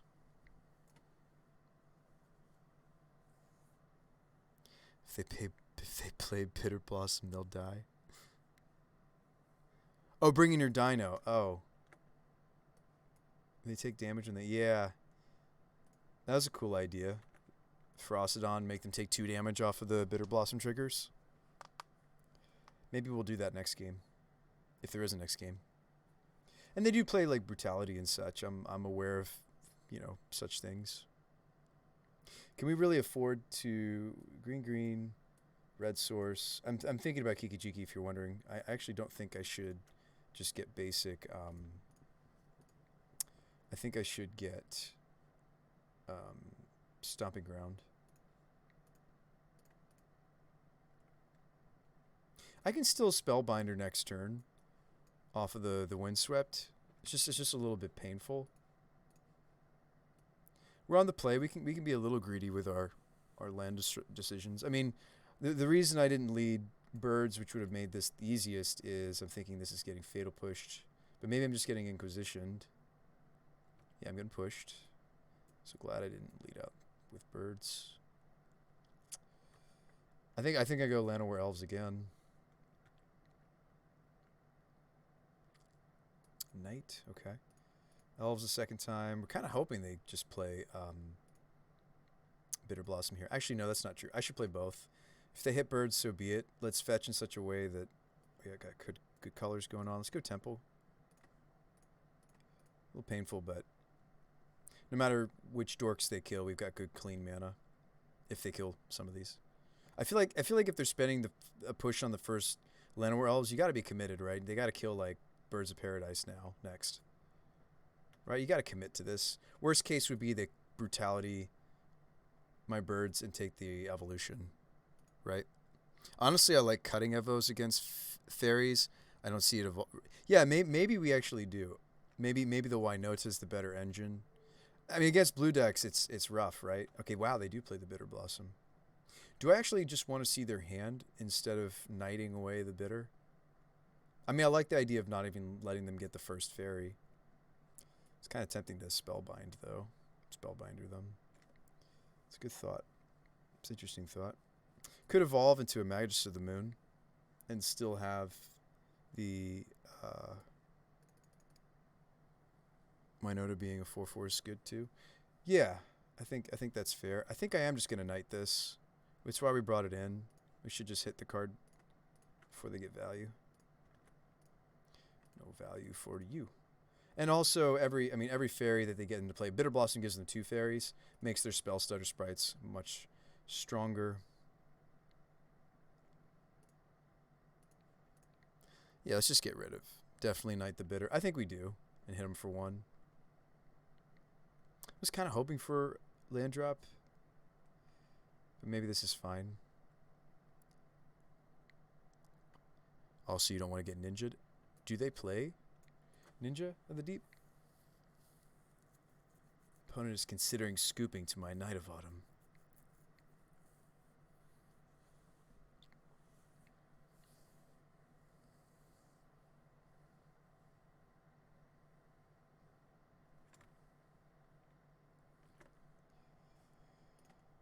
Yeah, so there's a lot of good to say about trying to have a more combo-y finish than we've had in the past, but I have tried to play the deck more fairly, more just value, grindy, Um, we were playing Princes and Pyros. I'm sad that we don't have that anymore, actually.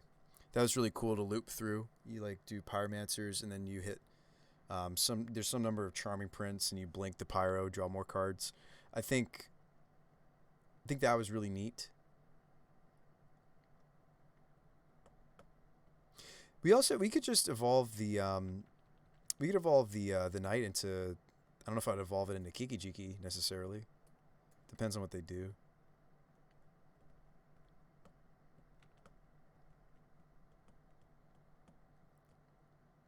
They play, oh, Shinobi? That's sweet.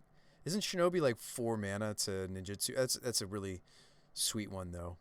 Yeah, you get to cast their spells. Is this another bidder? Ooh, terminate. Sure. You got it. I'm actually glad they didn't hit one of my other creatures there. Drew Copperline. Does it make us happy? I mean, we spellbind Fauna Shaman, right? Yeah. I mean, imagine spellbinding their cryptic. Bunch of fairies and a drown. Drown hits the things I don't want it to. I think I just take the drown. Maybe I'm supposed to hit the Vendilion Click because you want to make the more expensive spell more expensive, but I'm going to hit the drown in the lock. Might have been incorrect. Like maybe you are just supposed to hit the more expensive spell because then it's just all the more expensive, and even like click goes, Vendilion Click going from 4 mana to 3 mana to 5 mana. Yeah, maybe. Blaze says take the removal. I think that's right. I mean, like, Spellbinder can get blocked by these, but anyway.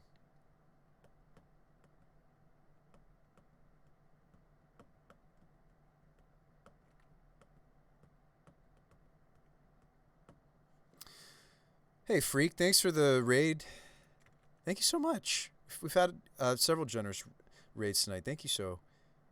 Appreciate you. We're probably getting clicked here, right? You gonna take my evolution? They decide not to.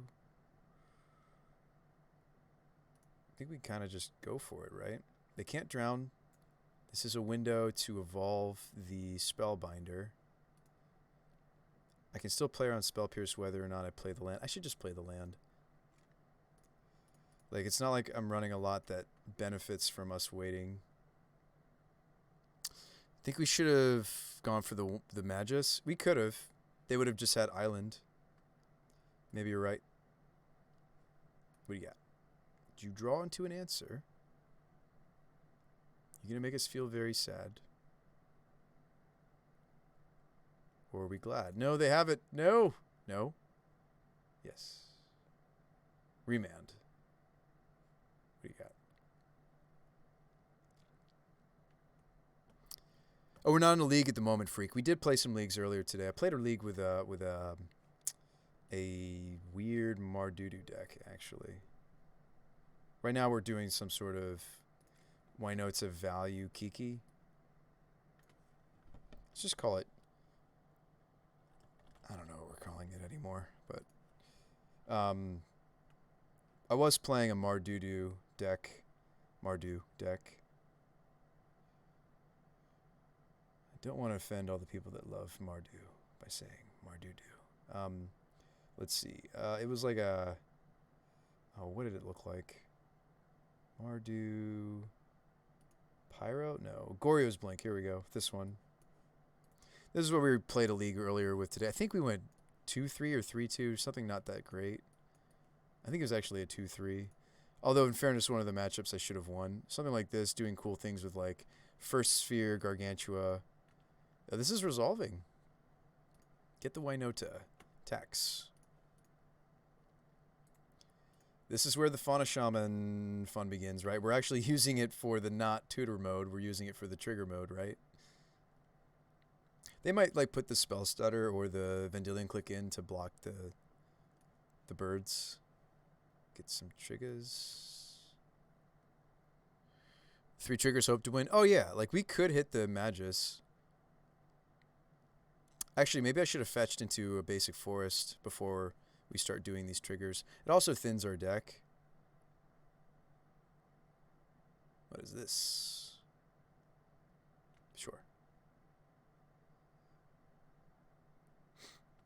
They look at themselves, right? Yes. Sometimes you look at yourself and you wonder. And you wonder. Sometimes. They tucked a spell stutter sprite. I get a basic, right? We already have red, red, red for Keeks. I think I actually do get to still... Oh, the whiff. It's okay. It'll happen on occasion. Now we get the goods. So, Bellringer does untap. I mean, there's also the Witness to consider. Witness, there's Elves to recast. We could just take the Knight or the Spellbinder. Spellbinder's tempting to take. I'm not convinced I'm just supposed to take Ringer because I don't actually have a way to... I mean, yes, it would generate some mana, but there's nothing else left in my hand. Yeah, funny enough, I might actually just want Witness here and grab maybe Spellbinder, maybe Llanowar Elves. Go for the E-Witness. I think it is too. I'm just trying to figure out... I think it's Spellbinder, right? Yeah. Maybe that's wrong because they're already on 4 lands, though. Yeah, maybe actually that's wrong. Well, now it's relevant if we... Oh, okay, well, or we just hit a Pyromancer and we're just discarding it. That's why we E-Witnessed. So if we Pyroed, we could... Oh, okay, cool. We've got some gas. This block here. Maybe that's why they played Click, because they want to hit the Fauna Shaman. I think we're okay with that. This board's awesome, and yeah, they don't tend to play Damnation. I mean, sure, maybe this is like their last 2 cards, you know, they have Cryptic and such, but killing Wainota. Oof. So which of you was saying they don't play Damnation? I believed you. I believed you. Why did you let me believe you? Why did I believe you, chat? You led me astray. It happens all the time. As much as I am endeared by you, chat, sometimes you're wrong. It's okay. All right, we play this Magus of the Moon, maybe still win anyway. Time to bin. No. Oh, actually, I was supposed to play a Wainota first. Well, it's hard to say. I think I did want to cut them on their colors. Let's play this out. I think I did want to cut them on the black and triple blue. It stinks that they just naturally have their 2 islands. No, they fetched for 1, didn't they? No, they just... Oh, we turn off the tar pit. That's relevant. I think I still stand by what we did. The sequencing... I know it's easy to say that because... Oh, and we also have this Pyromancer tokens coming up, so we're not completely out of gas. This card's nuts. The card's the nuts. Damnation's also the nuts. But Seasoned Pyromancer, also the nuts. Yeah, I would never do that over that freak. Surely we are trolling by saying such things, right? 1, 2, 3, 4, 5. Mix some tokens. Attack. Draw our basic planes. I don't want them to know I just drew a Foundry. Yeah, throw some Kappa on that. No, I figured it was a joke, freak. I figured. Oh no! What are we doing over there? You didn't need to tap both of your blue sources to cast this. That got tucked. They just cast that. This was played. Drown and the lock is still exiled, and it costs 1 million. You know what's funny? That was, I think earlier somebody was saying that we should definitely spellbind the Drown and the lock. Absolutely correct. That decision over taking the other things. Like, it really did matter to take that instead of something else. Yeah, it was you, Blaze, right? You were confirming, you were saying yes, Drown for sure. They never actually got to recast it. It's still sitting in exile. Sorry for the misinformation. Oh no, you're fine, K-Doors. You don't need to own up to anything. I'm also making a joke of it because I actually think that Damnation might be fine in their list. It's not that strange in a more control style. Fairies. And maybe you really can't play fairies in this meta without something like Damnation, right? Ooh, we just draw Pyro. Might as well play the land. Pyro. Pyro because I could hit the plains. Oh, well, maybe not. All right. Ooh, Pyro again, but Veil of Summer. Let's attack first. Attack first. Yeah, watch me just like overcommit again, right? We're not doing that, chat. We've got plenty of dudes on the board. We're happy. They're probably dead. Okay. What was the sideboard I did wrong? Somebody said because play Ferocidon. So that was us only on... Okay, so somebody was saying trim evolutions because they're really bad against counter magic. You're right. They are bad against counter magic. So do we actually start trim? It's such a build-around card for us, but yes, they are bad against permission. I'll trim some. Let's run the Glyph Weaver, because damnation.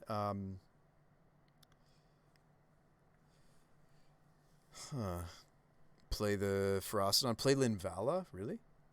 Just because she flies? Is that really the reason? Okay. So you want me to just cut all the... But, like, I feel like I've never just cut Evos. Is this something I should be doing against control opponents on occasion? I feel like we should still run some number of evolutions. It's a copy of the Abyss. Surely we still want some, or is it just so bad? Honestly, we should cut. Oh yeah. If truth, and then we're not on the. But I feel like we just like wait. What is our plan anymore? Go wide with Wynota Seasoned. You really could just beat them with mediocre Wynota. Well, we need to make sure we have enough humans. Champion too. If that's the plan, if this is the plan, Wynota, all right. Fiend Hunter. The first Bell Ringer is kind of sweet because it gives us the pseudo vid. Maybe we don't even need it though against them. Are we really taking out Kiki combo? I guess. Okay. That'll be the first time we've sideboarded it out. 4/4 so good though. Mediocre beats. Okay. All right. Submit.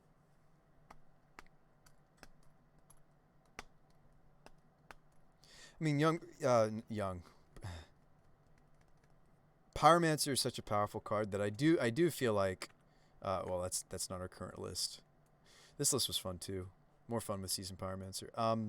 So our current build doesn't do nearly as good of a job with the beatdown plan.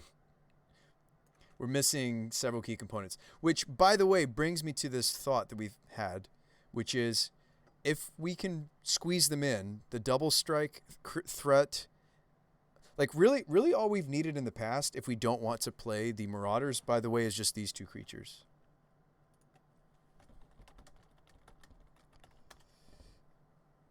Bare minimum. If we want to have a reasonable beatdown plan, you play Historian and you play the Changeling.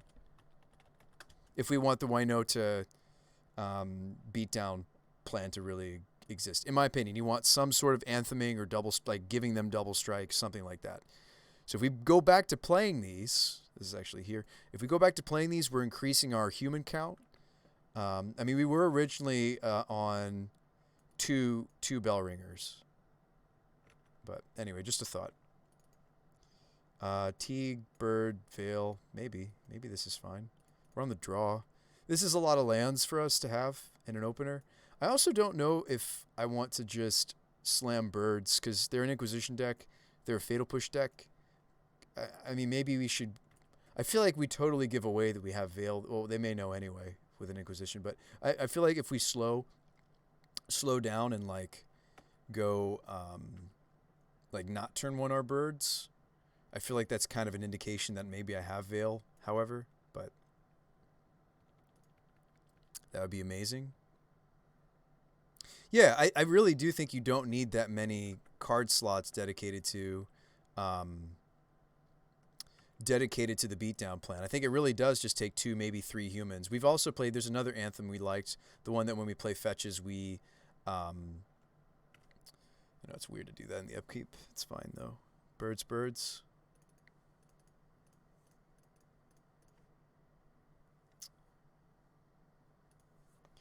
I don't like how I've been playing, sequencing a lot of this game. It's fine, though, I think.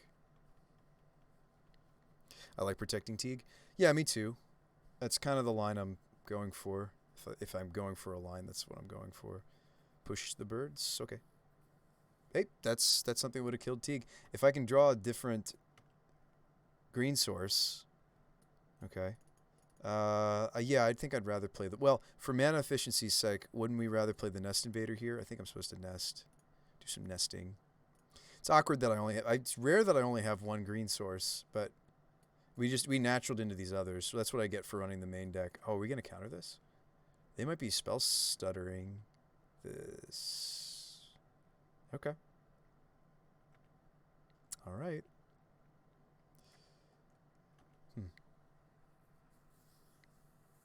Frost on off the top one time. Does it really do that much to the Bitter Blossom plant? I mean, like, when we play creatures too, we're going to take damage. Counterspell. That's actually really excellent for us that we drew this.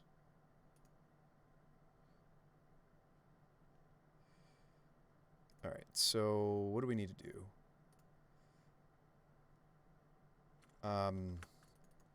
Teague protect Teague, right? That was our plan. Teague protect Teague. Bitter Blossom's good. The token deal damage faster than I'm losing life. It's so awkward to not play one of my dorks. We've made plenty of land drops anyway. Fatal Push. Petty Theft. If I counter the Petty Theft, they don't get to recast this. By the way, Petty Theft is sweet. If this gets countered, it goes to the bin, and they don't get the Adventure Site. Oh wow, we drew a Wynota. And Teague, conveniently, although they definitely have Spell Stutter as a counter, but I might not have the luxury of waiting. I might just need to slam this, you know. Although then the Teague gets toasted and gets blocked and eaten, and Teague, I'm sorry, but maybe we need the Wynota trigger more. It depends. Maybe this isn't resolving. Maybe this is getting countered. I think we should just slam it. Slamma-jamma. Ooh, Skyclave. That's another reasonable line. Hit the Bitter Blossom. Because they might fight over this, and then we get to play both of these, and then we get lots more Wynota triggers without having to give up, yeah, our Teagster. I like that way better. Skyclave, this gets countered. We anticipate. Did not. So what is their hand? Must be some 4-drops. We actually get to get a free swing in here potentially. The only issue is exactly Snapcaster Mage. Maybe I don't want to throw Teague into the Snapcaster. Was there an opportunity earlier they could have used Snapcaster? Actually, I'll hold back. I actually think their hand is a Snapcaster. Like, I'm trying to think of what it could be, right? It's got to be like Cryptic Damnation, something like that, right?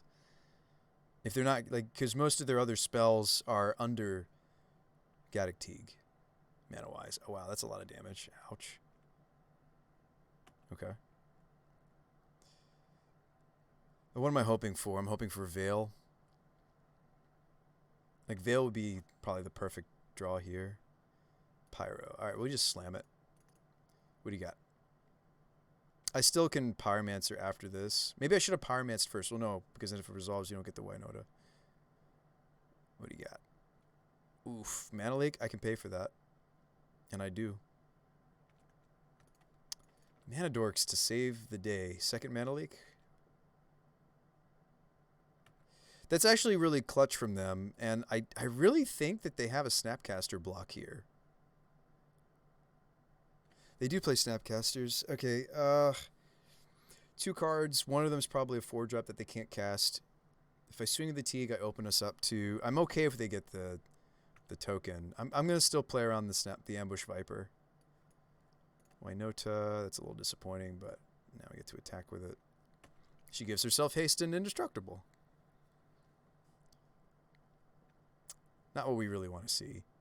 We get to hit them for 4 more damage, so it's kind of a consolation Wynota. I mean, that's the thing when you play the playset. We were running the playset right now. This is our plan. This is what we're trying to do, without any evolutions. We're still maybe getting there.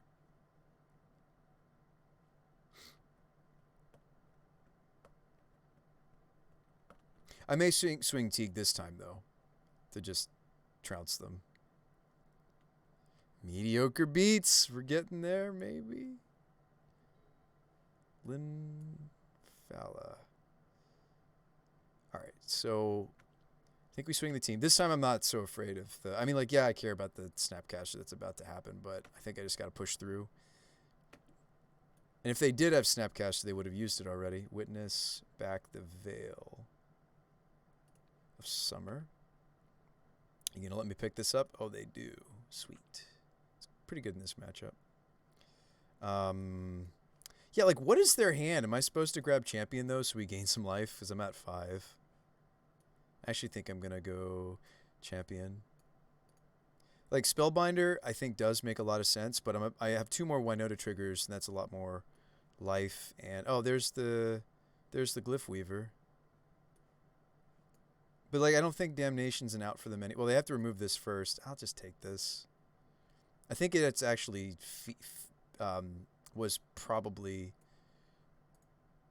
Always yes, always yield. I think it could have been Pyromancer on that trigger. We're seeing a lot of the juicy stuff. Seeing the juicy stuff. Oh, Magus of the Moon. Cut them off of... What do I cut myself off of? Nothing so much? Not really. I can't cast Linvala, but what do I gain? I gain... cutting them off of black seems smart. Also, aren't they just dead? This is a lot of damage. I didn't even bother to sit there and count how much I was hitting them with. I think they're just dead. Witness the Veil. Why not? Why wouldn't I want this? Brew Baby, do you ever even sleep? What's up, D20 Bandito? I am going to sleep at some point. We've been having a nice week of streams and lots of generous... yeah, lots of generous hostings and raids, mostly raids. I think they were all raids, actually. We got there. Sweet. So, yeah. So, again, if you want the beats plan to be more feasible, this was the minimum package that I found from lots of testing that I really liked was Mirror Entity Blade Historian. I don't think you necessarily... and again, I'm not trying to throw any sort of shade or... I've played the Marauders build. And I think that the deck can work with some combination of these other... There's other anthems we tried. There's one that's like... as oh, what was it? I can't think of it, but it was like all creatures get +1/+1 on a 2/3, but it's a 2/3 for 5. It's so bad. There's got to be better things.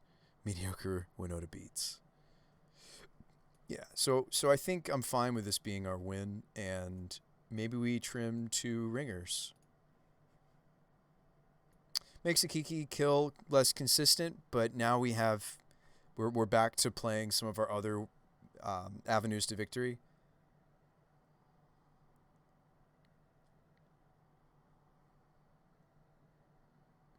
I just can't get behind it in the Lava Dart format. Yeah. So maybe this isn't the anthem. So let's do some research, right? Let's do research again. 1 card, chat. 1 card. Something that... I mean, like, maybe we just played 2 Blade Historians. I thought about that too. But I want something that's going to grow the team. We've tried... What is it? Majahal? Is it Maja? I think it's Maj. We've played Maj. Majahal or whatever. I think I'm playing the fancy one. Yeah, we were trying this. So Maja helps us with our go wide strategy. Other creatures you control get +1/+1. Whenever a land enters the battlefield under our control, we get to make a white. It's too bad it's not a warrior. It is unfortunately a human token. She's 2/3 though. I don't love that she just dies to a bolt, but I mean so does Kiki. So we like this. We were trying that. If you hit 3 humans off Wynota, will the double strike even matter? I think it does. This lets us close like in 1 combat, potentially. Depending on how many triggers I got. We can close Like pair this with some sort of Anthem effects, and you can close in one combat. Um, in a similar way that the Angraths, like yes, I have to hit the nuts, but like in a similar way that the Angraths Marauders build is hoping to hit, double up on these. Right now, that's the other thing we could do is we could dilute the combo, try to play this without like I don't like playing this package without the lightning bolts though. Like I think yes, it could still be strong, but I think other reasons to play an Anthem has to do with the fact that I have several 0 power creatures. Let me clarify. I don't think I explained this card slot very well. Why I want some number of Anthem effects is because we have things like Spell Scat, we have things like the Nest Invader, Eldrazi Spawn, we have Birds of Paradise. So we have a lot of creatures that don't have any attack power at all. So it's really important. In some ways, you could argue it's more important than the Blade Historian that I have Anthem effects. Right. 0 times 2 is still 0. If you want to get in close combat, why don't you just jam 4 Spellbinder? Spellbinder is actually pretty sweet. I've really warmed up to the card Spellbinder. You think I should just be jamming a bunch of that card? I mean, I liked having it as a tutor target. You think it's just jam all of them? Makes us a better combo deck. It's going to be easier for us to resolve our combo, potentially. So you think we should just be playing a bunch of those? Take to the sky. A Spellbinder does pair nicely with the double strike effect. So you think we should have more of this effect?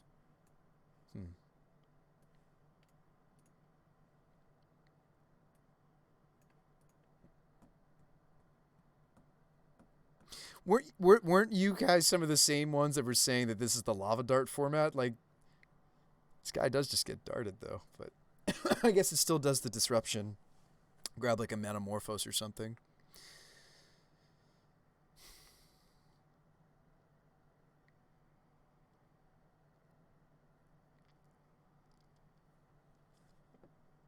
Bleed. All right.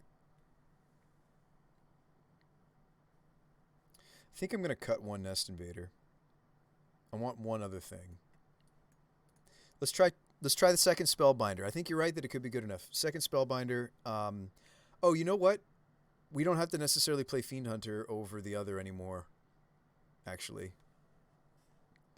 Because, although this blocks better and that kind of makes sense in a Kiki build, if we're going to play Blade Historian, I want the other one. We're not playing Restoration Angel anymore necessarily. Maybe we should be, though. I actually was really liking the Restos. Hopefully we're going to get Palace Jailer. Yeah. I do miss the Restos, actually. Let's go back to the Resto build. So we tried a build where we just had a lot more of the Bell Ringers. And I don't mind 2 copies. I think it'd still be good. Let's go back to playing some number of Angels. I like the Kiki package to be like, I think 4 copies. 4 of something. First Angel, I think, has a lot of value. As long as I'm running some number of Angels, I'd rather this be a Fiend Hunter because of its the templating.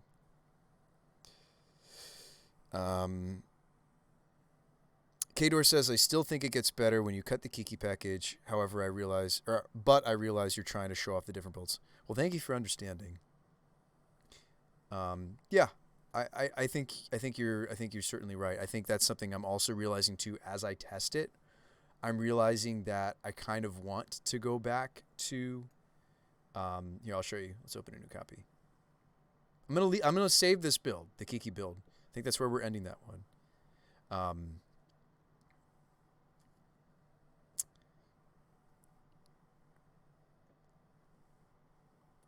All right. So, could we go back to my original stipulation of I want to play a variant, and it's card for card. It should look a little similar, right? Maybe we don't main deck both spellbinders. I want to play a version of it that is let's try 3 Nest Invaders. I want to try a version of this that is on the fair beatdown plan with some bullets, right? Fair beatdown plan that is resilient. We're antheming our 0 power creatures so that they benefit from something like a Blade Historian. I respect what you're saying about how you don't like the changeling with all the gut shots and stuff floating around. Let's find humans we actually like. I mean, there's Geist Honored Monk. That's not an anthem though. That doesn't solve our problem. We're looking for anthems. We're still looking for anthems. There's Champion, the one that as we like. I think that card could actually work in multiples. I want something that's hard castable. My problem with Marauders, it's 7 mana. We were trying. Maybe we just didn't test it long enough. There is an anthem that's also for non-humans that on the surface looks really bad, but it's actually not. I think. Adaptive Automaton. No, maybe play automatons, but automaton isn't a human, right? I want humans. Sorry, let me clarify what I'm looking for. And we were trying like the extra turn or the extra combat phase human. We were trying Audric. We tried a lot of different humans for this slot, but I think that maybe the reason it didn't work is I didn't commit fully to it. I think if we're on this planet, it should maybe be Double Blade Historian, because they can kill the first one. A, B. I think it's one of the best. What is it? Not Heron's Grace. We've thought about Heron's Grace because it gives me the first Heron's Grace is maybe fine because sometimes that life boost is huge. Let's play Blade Historian number 2. Humans that pump non-humans.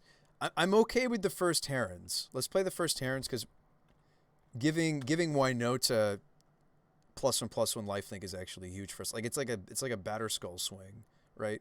So Heron's Grace number 1. Now let's play 2 of the Champion.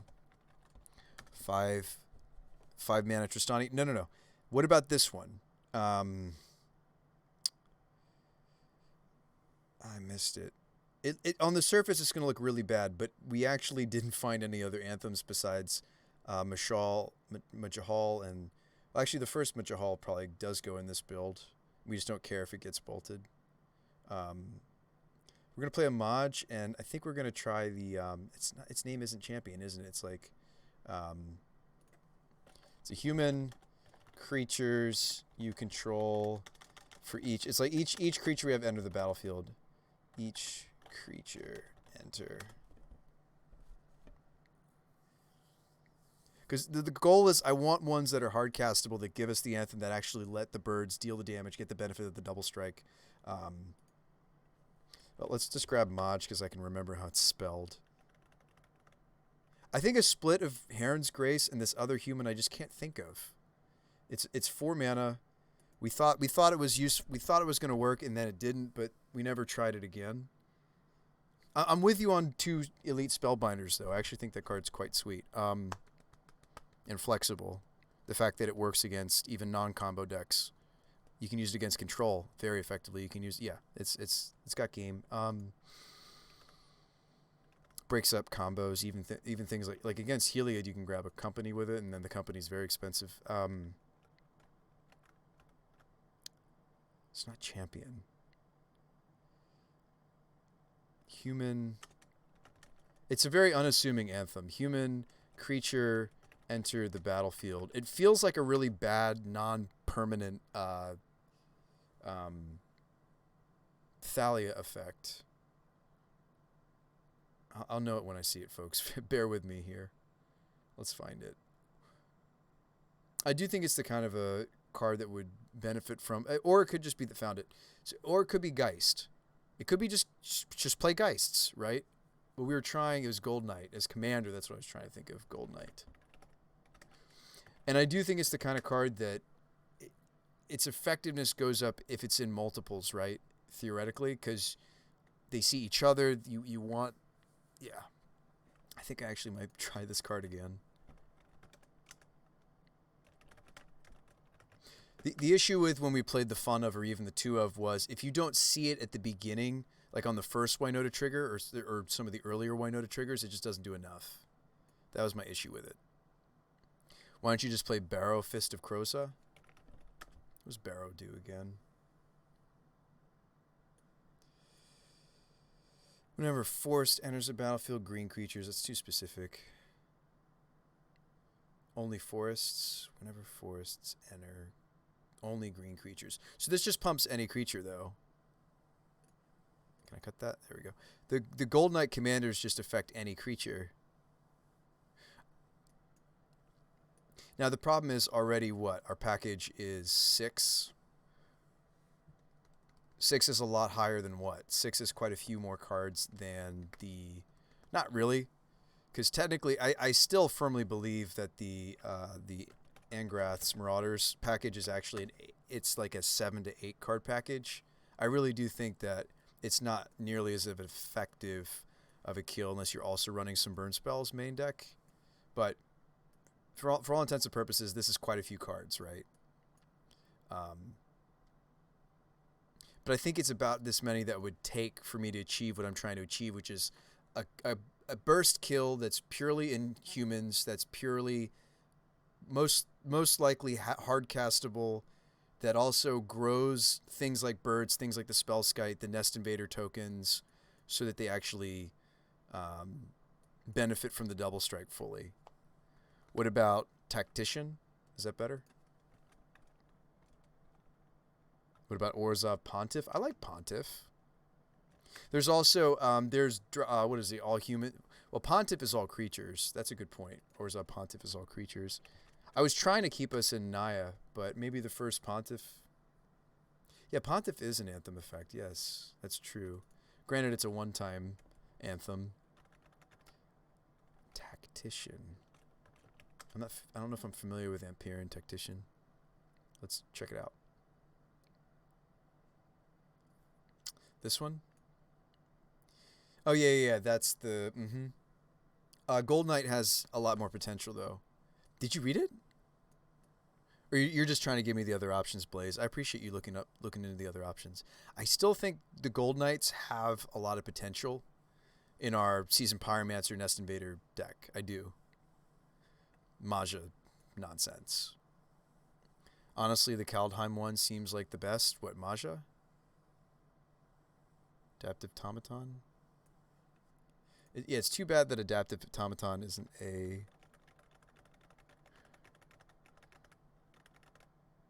Let's try the Gold Knight build again. We've tried it in the past. Let's commit to it. Heron's Grace, sure, it only pumps the humans, but the fact that it gives us that lifelink boost, I think, is relevant. There's also other humans to consider. There's the one that gives everybody lifelink, like all creatures lifelink, not just our humans. But I think I want it to be Heron's Grace. There's the Menace creatures you control, which is not irrelevant. It's like a red 3-drop human. Would really help us to swing through. We've talked about. Honestly, what you really want is Kong. What? Kongming? Who? I don't know the name of this. I'm not familiar with this card. I'll check it out. Did you find the perfect spice for what I'm trying to accomplish? And this is in Modern? Are you Modern legal? Doesn't look like it. I don't think it is. Yeah, not Modern legal. I was like, I didn't recognize the name of the creatures you control. Yeah. Well, no. Are you sure that's what we want? That's what Maja does. Other creatures you control get +1/+1. Maja, the Bredegard Protector, does do that. Other creatures you control get +1/+1. Granted, it's 5 mana instead of 4, but it also has the whenever a land enters, we get tokens. The problem is it's legendary, and I don't necessarily want to run a 2 of, but maybe I should be. Let's try this package of 6. Let's give it a shot. We need to cut 1 card. Maybe 3rd Nest Invader? Maybe? Don't want to cut too much of that stuff, otherwise the deck doesn't really function. Alright, as it doesn't function as well, as quickly. Alright, Heron's Grace. I think the first Grace is good, potentially. We have enough humans now, especially with this build, this finisher package, yeah. So give me a Heron's Grace. Champion, give me Second Blade Historian, just so we more consistently have the double strike. Give me the Gold Knight Commanders, numbers 1 and 2. Spellbinder, number 3.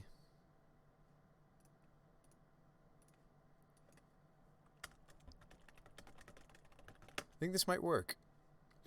I do think that the Changeling has a lot more potential than Commander, but what do I know? Like, I think that you make a valid point,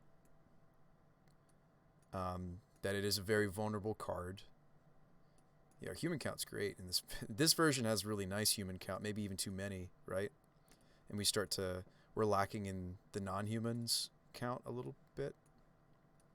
Oh, we don't need Witness anymore necessarily. I'm not on Kiki build anymore. I mean, I think Witness is a good card, but that would let me get another Nest Invader back in. Yeah, human count looks great. That's awesome. Give me third Nest Invader. Or one of our sideboard non-humans could be main deck, like the Apparition. Apparition is just such a good card. I kind of miss it in the main deck.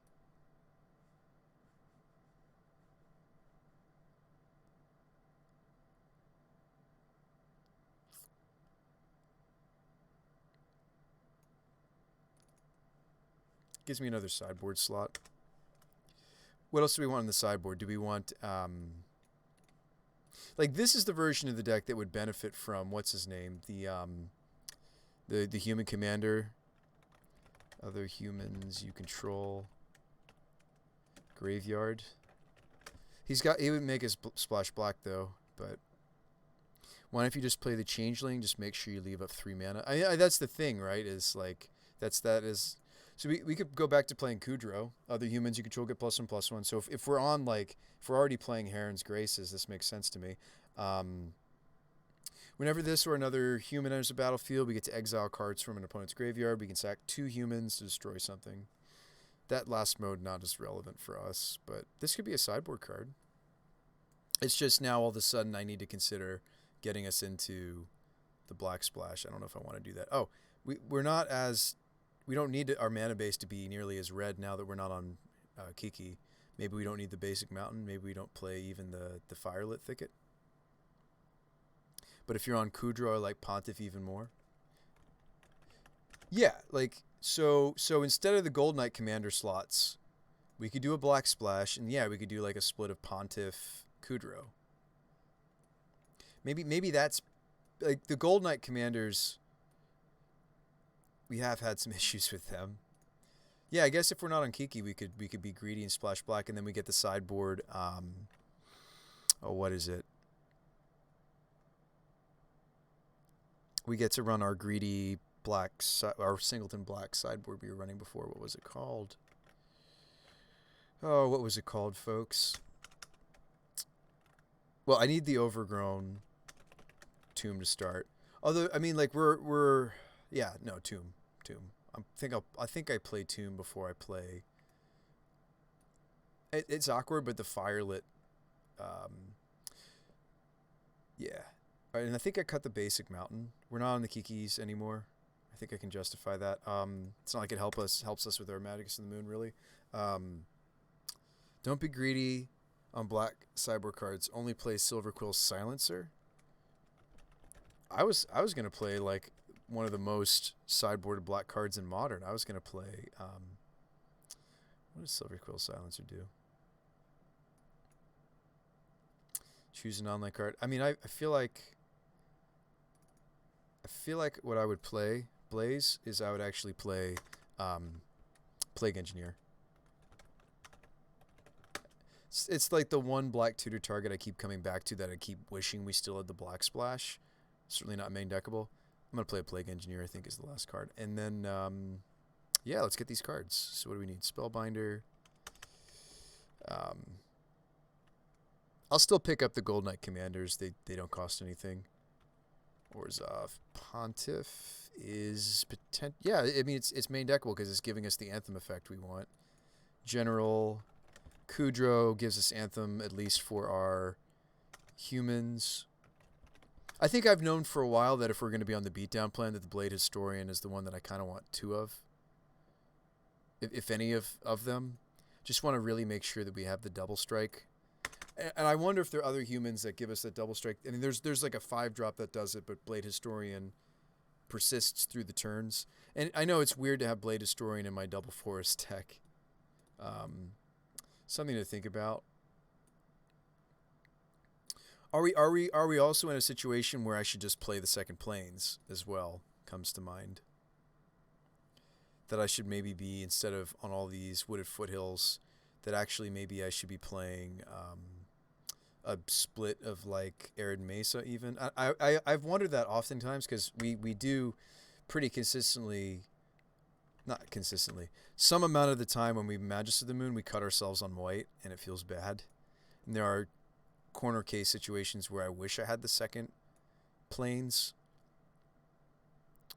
for our white cards, but also, well, yeah, for the white cards. Maybe we actually do play the second basic plains, and I have some Arid Mesas.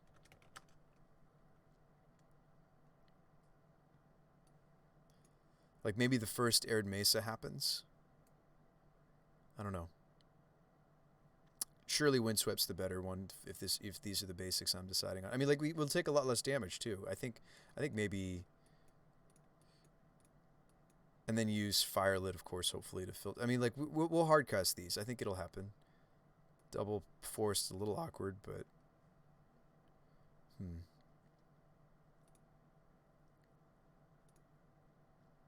Oh yeah, Mesa can't get Overgrown Tomb though. I changed my mind. I think I want to stick with Foothills. Number 2, but I don't hate Plains number 2 because we can also just naturally draw it. Should we have to moon? So should we have to Blood Moon a little earlier than we wanted to? I think I might like trying second Plains.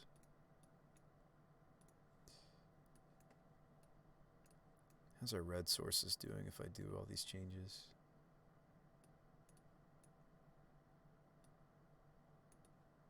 Maybe we shouldn't play double Razor Verge Thicket if I do that. Maybe it should be more Copperline Gorge. I think it should be more Copperline Gorge if I do that.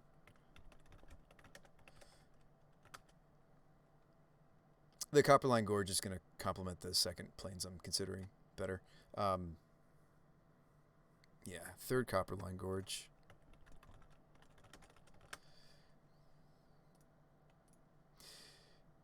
Yeah, I mean, balancing mana bases, I've admitted to you guys tonight a couple times, surely, is a weakness of mine. Working on it.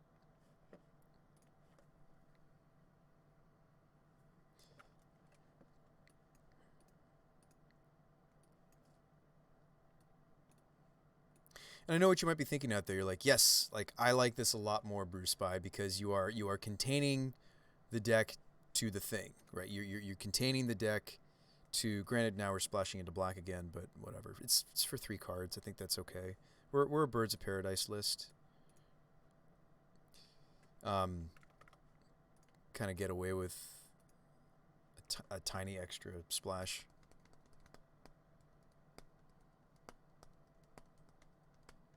And there you go. We have some main deck Graveyard Hate again. And then we have the Skoos in the board, Containment Priest. If we have 3 pieces of Yard Hate now. Maybe that's too much. Are we now an Ancient Ziggurat deck? I don't think so. Here's a list of. I mean, like, yes, a lot of our deck. Yeah, maybe some number. Like, let's see. The evolutions, the paths, the timelies, the veils. Those need colors, but they don't need a lot of color. Evolution does. Ziggurat. Ziggurats. All right, 4 non-creatures is less than humans, and they also use it. Well, their non-human cards, Blaze Rider and Fairness, are Aether Vials. This is a green sorcery that I have to resolve. I think I will disagree with you for the moment, but you might be right. And I don't mind admitting it. Let's give this a shot. There's We're on the humans plan. Doing human things. I mean, we're like combo humans. If that exists.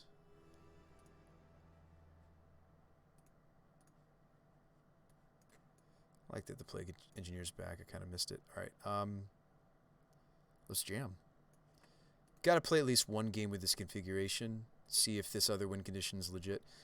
I mean, again, it's probably going to feel win more until we tune it just right. But 1, 2, 3, 4 anthem effects, pseudo anthem effects. Some of them only affect humans, right? This one and this one, but the others don't.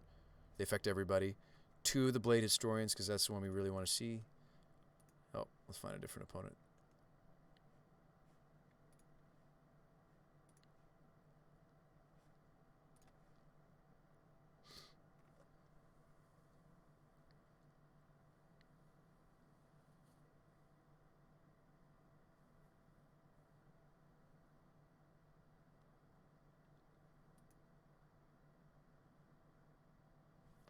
I wonder if this player realizes that they have it set to buddies only. That is something that comes to mind. It looks like they're really hungry for a game, but they actually have it set to this. The game setting is buddies only. I wonder if I have to maybe just look them up and friend them before they would let us play them. Anyway, we can't keep this. It's a mulligan. We can keep this. This is a lot of land. Gonna put back the temple garden. It is nice that we're not as enslaved to our mana base like we were with the Arbor Elf build. I do think Arbor Elf is better because it can filter us into the other colors, but I've kind of liked not running it.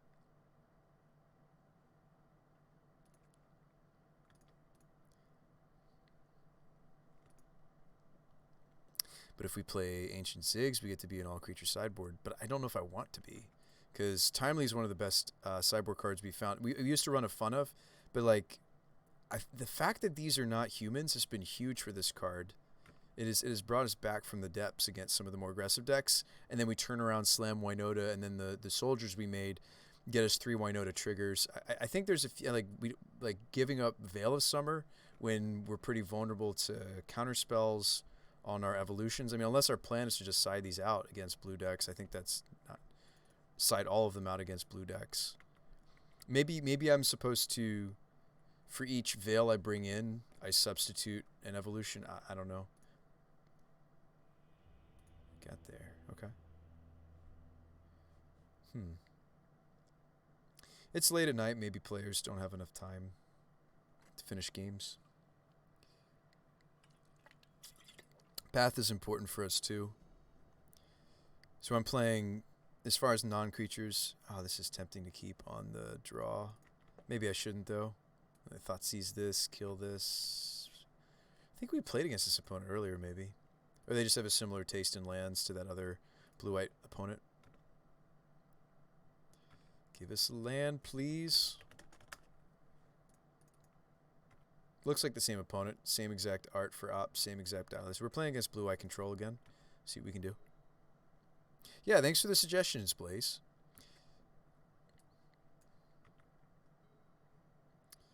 So we do hit our land, but it doesn't let me really cast anything I want to.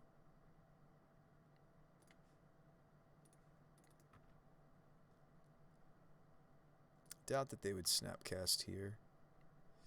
This is not great that we don't have. See, this greed is already hurting us. What's up, Corpsey? The greed is immediately punishing us. I do think that the extra, when we went to the 4-color build, I moved away from Llanowar Elves and I started playing, considering Gilded Goose. We may need to do that again. The goose is loose, maybe. Goose also is more resilient in this gut shot format.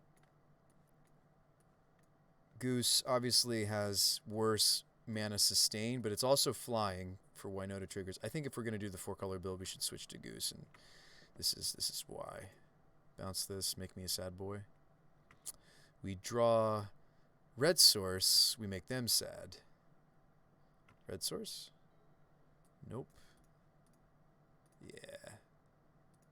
I actually think that we can scoop up the match. I think this is just a fundamental flaw.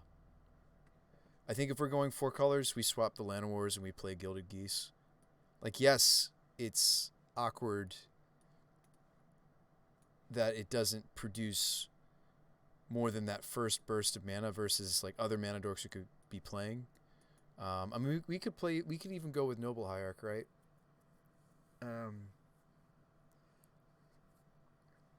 Noble Hierarch doesn't hurt us as much in this like humans do things build, right? Like these two are human specific. It might finally be time to play Nobles. Nobles don't help us with. They're better than Llanowar because not so much because of the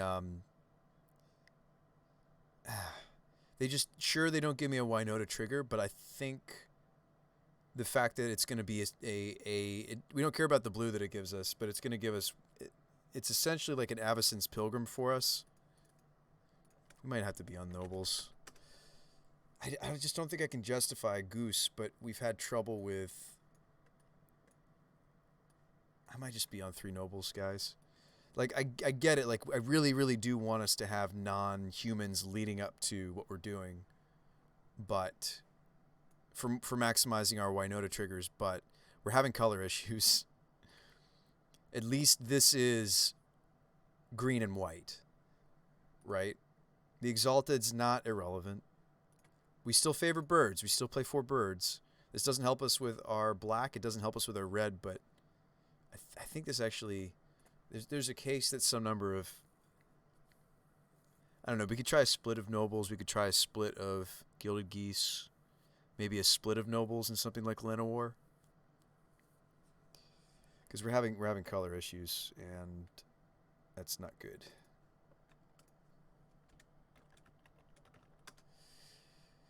Wynota's been sweet. We've been really enjoying it. I've been having a lot of fun with it. Like, what is the split? Is it Noble, Llanowar? So let's look at our human to non-human ratio. Pontiff is also a human. Non-human. Human. These are kind of in the middle. I do like to leave those in the middle and just remind myself that, I mean, like, we're not playing Blade Splicer in this build. That's another thing we could do. We could play like Huntmaster. We could play Blade Splicer. We've done that before. Because I feel like we're really, really lacking. Like this, yeah. Like we're starting to really lack in the non-human department. Now, granted, Pyromancer bumps this number up to 16. Did I move I did move the Nobles over. I don't know. Maybe we start to move in this direction. Honestly, should we just be playing Ziggurats? No, you're playing Eldritch. Yeah, so actually, you just missed Blade Rider in the chat saying we should be playing maybe something like Ziggurat.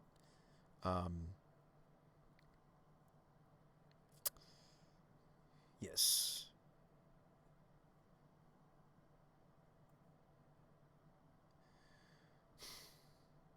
It's hard to balance all this, right? We're a Magus of the Moon deck, but we're pretty sure that Blade Historian is, if I want to play one that's not so expensive. I mean, there is one that's not as hard on our colors, right? There is a different one that's not as hard on the colors. It's the one that's you only get double strike once that turn.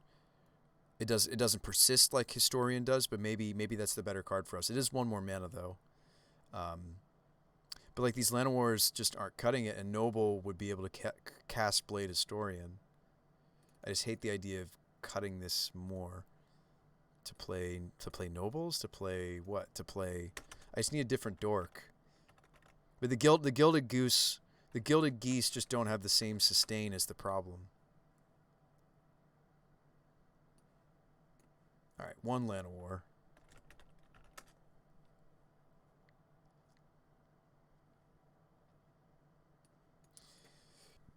Can we get this number up higher? We'd have to go back to sideboarding some of these pieces, these non-humans. I mean, we can main deck the Ooze again. Like, that's one way to do it.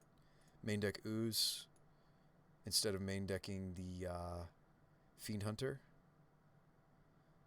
Oh, Skyclave is a... Sorry, I forgot to move that over. It's actually not as bad as it looked. We have 18 if you want to count the pyros, as long as we make tokens. It's actually not as bad as it looks. Especially if we sideboard the Fiend Hunter. I mean, like, Fiend Hunter was one of the weaker... I like it because it's a human. It was... I think that could be in the sideboard, though. I think we'd rather main deck the Apparition in the Night. Okay. Cool. Let's run it back. Speaking Evil is the blue-white opponent we played. We did play them earlier. Do we want to test blue-white control? Could be good, too. If we don't see another opponent for a while, we will. But we did. I mean, we did just scoop to them because I felt like our colors were having issues. So,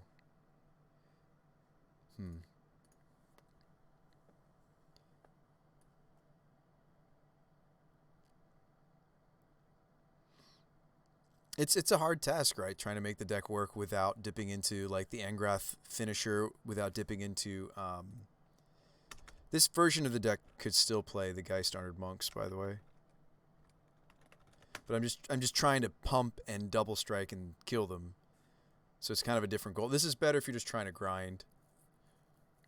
The Wombo build is the Angrath's Marauders, play some bolts and such, right?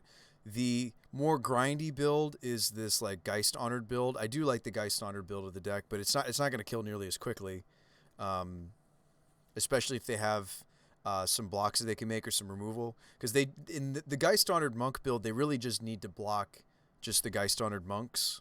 You do go wide in the sky, though. I do like that aspect of the Geist Honored. I mean, that might be the next build we try after this like weird double strikey kind of style, antheming effects. I might be down to also... I don't know if I tested the Geist Honored build all that much. I might be down to test that build, I suppose. But not tonight. Like, this is the last version I want to test, and then I do want to get some sleep. It's probably like 3 in the morning now, yeah.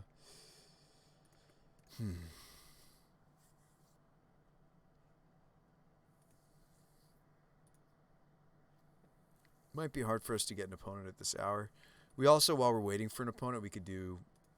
I could leave this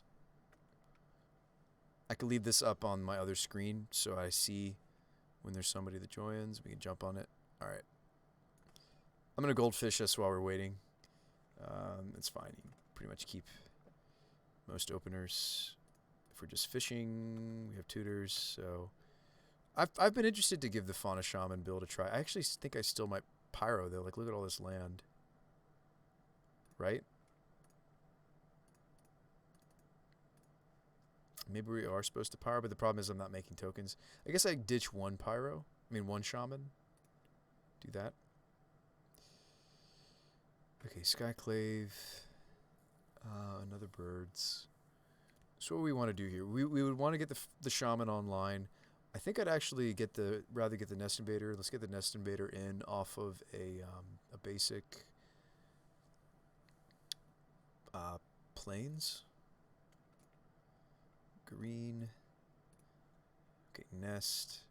Maker token, swing for 2. No blocks.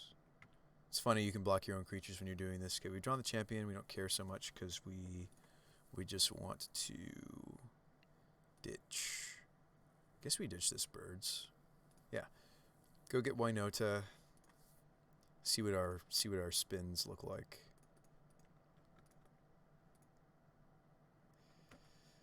All right, swing. I'll swing the Pyromancer too. Also, this Anthem build makes me more inclined to swing with our humans. So we get 3 triggers. Okay, there's General Kudrow that's going to grow the... yeah, we get a target. Yeah, we get to exile something. There's the Double Striker. Unless we need the Magus of the Moon, get another exile something. And we hit the finisher. We actually whiff. It's crazy, right? I found an opponent for us, by the way. They did say in the description that they want to see Tier 1 or Tier 2, though. I just noticed that after I'd already hit Joyend. They may scoop or get frustrated with us. Mulligan. Because I mean, we're certainly like jank they've probably never heard of or seen. I'm probably going to bottom the champion. We don't know what the matchup is. I do think that Ooze is more flexible than champion. Champion's a bit more matchup specific. Ooze is a little more flexible. How do you practice like this? So go into your settings, go to create, and then number of players, set it to 1. And you can turn off the watchers if you want to. I don't bother. I don't care. People can come in and see what we're up to. I'm a streamer, right? So who really cares? This is a spot where Noble is probably better than. Well, I need red for the pyro, so I'm gonna go Stomping Ground. Hopefully this Noble Hierarch turn 1 will reassure them that this is actually maybe a deck, right? Into Pyromancer. Probably just Pyromancer next turn, honestly. Yeah. No. They showed us Tower, so... Ooh, they dismember me. Alright, well, we're definitely playing Fauna Shaman now. Well, we just drew the Wynota.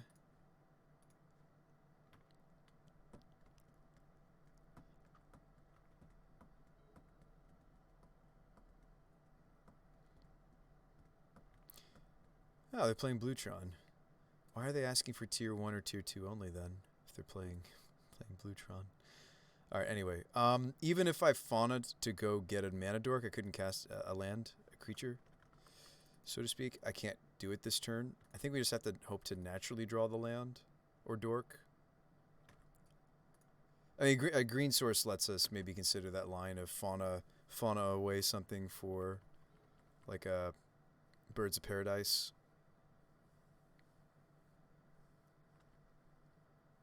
It's just funny to me that that's what they're looking for yet. Alright, anyway, we attack. We grow the Ooze. We're very sad. They probably...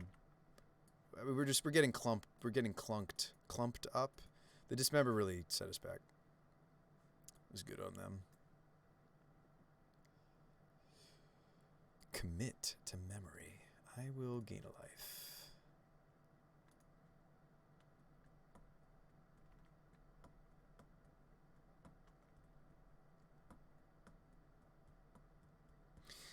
We know that Scooz is after our next draw.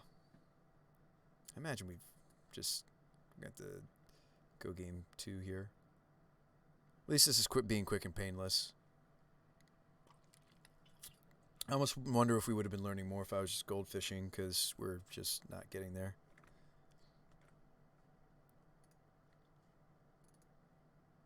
We're in the process of fixing some of the mana issues, but maybe not.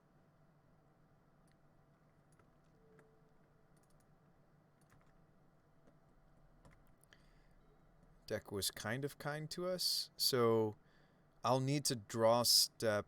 Yeah, this is confusing. All right, so play the elves, see if it resolves.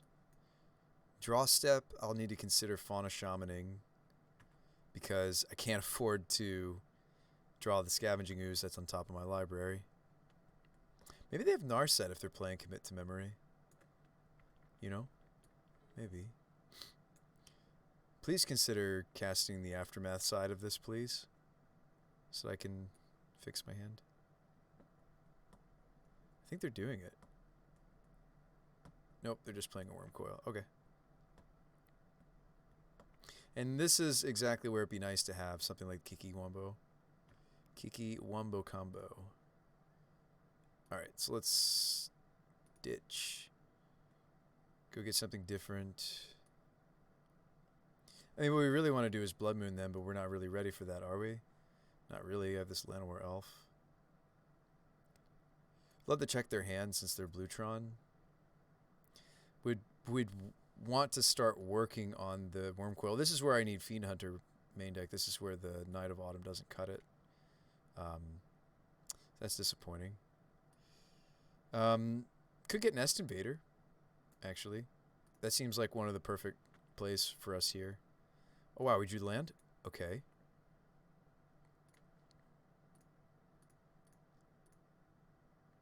No. We still just go Pyromancer instead of Invader. Pyromance the these two.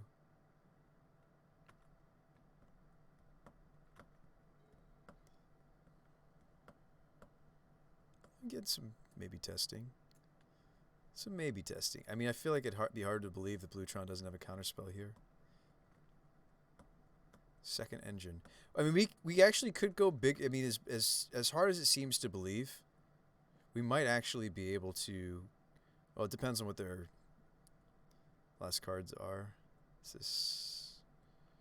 They're just gonna memory. Okay. There's my Wynota. So we're gonna Wynota. Magus is in my hand, but a lot of our like damage creatures are still in the deck.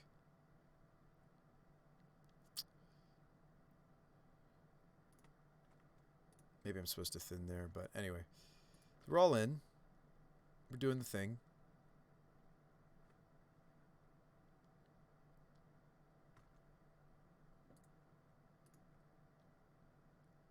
Like, this season, Pyromancer, even with all the anthems, isn't going to get big enough to handle these unless I hit, like, the nuts, right? But I think we just have to hope to hit the nuts on these 4 triggers. That's why we're playing what we're playing. All right, so first, Maja. Anthem number 1. Elite Spellbinder. Check their hand. What'd you get? All the things, right? Thirst. Shark Typhoon's pretty good at this point. Maybe take the Shark Typhoon. Do we hit another Anthem? We do hit Herons. Let's take Herons. By the way, Heron's Grace Champion is only a one-time boost, so actually maybe that was wrong. It's only the turn it comes in. And then a Wynota, she's going to give herself haste. We didn't hit our double strike. So I do think, unfortunately, that these Wormcoils are going to best us. We needed the double strike.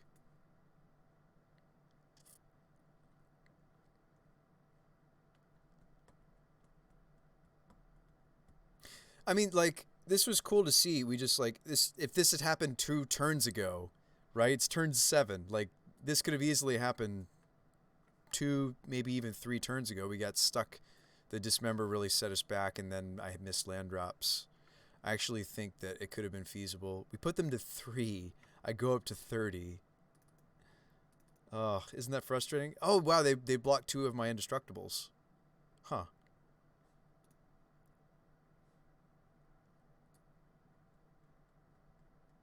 Oh no, the commit's gonna ruin me, actually.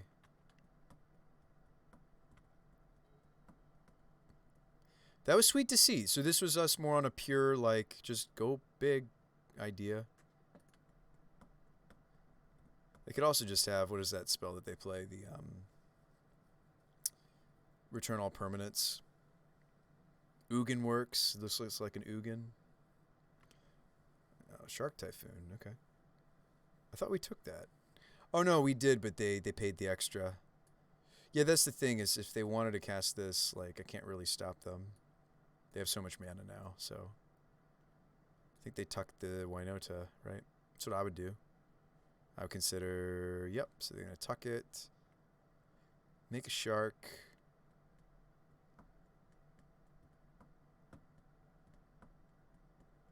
Yeah, even if I Knight of Autumn a Wormcoil, I don't think we break through here, do we?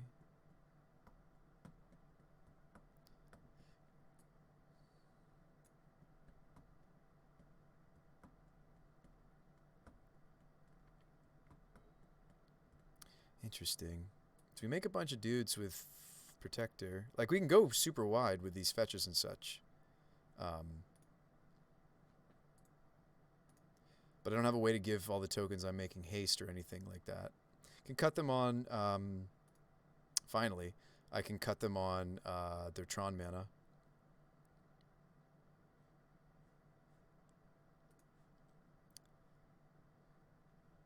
Making lots of warriors.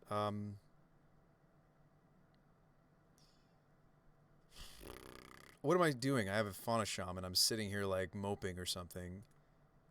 I must really be tired, folks. Forgive me. I can just go get another Wynota.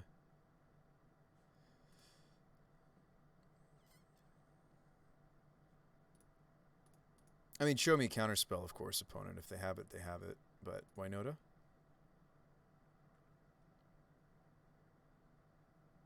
Condescend works because I punted. Because I thought I should be doing other things. Thirst. Sure. We win. We're going to pull all the other humans out of our deck, and we should win right here. Well, maybe not. It's going to be close. I'm not actually getting as many non-human triggers as I would like. I think this still kills them, though. I get 3 triggers. Wynota, she's going to give herself haste again. That's kind of a sad hit. Can I get the double striker, please? Okay, a Noble Hierarch. I guess I'll take it. Give me the double striker. General Kudro. Exile the, this. Did we get there?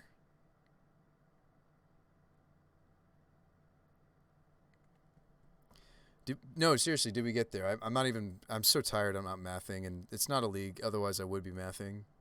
Math does kind of get silly on this deck. So they're blocking 2 of my bigger threats. They are gaining 12, but they're at 2. 1, 2, 6, 11, 14, 15, 16, 17, 18, 19, 20, 21, 22, 23, 24. It's close. I actually don't think I killed them here. They also get my Mashal. Maybe they don't get to. Maybe they have to block the bigger creatures. Does this put them to 1? Oh. We just pushed through 2 Wurmcoil. What? Did they math wrong and they could have maybe still beaten us? I don't even know what just happened. But I'm excited.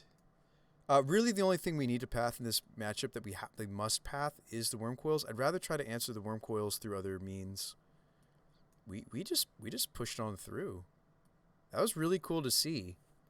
You know, maybe I've been wrong about the list. Like maybe the push through beat down plan has always been the way. Do we know the way? I don't know about the Spellskite even.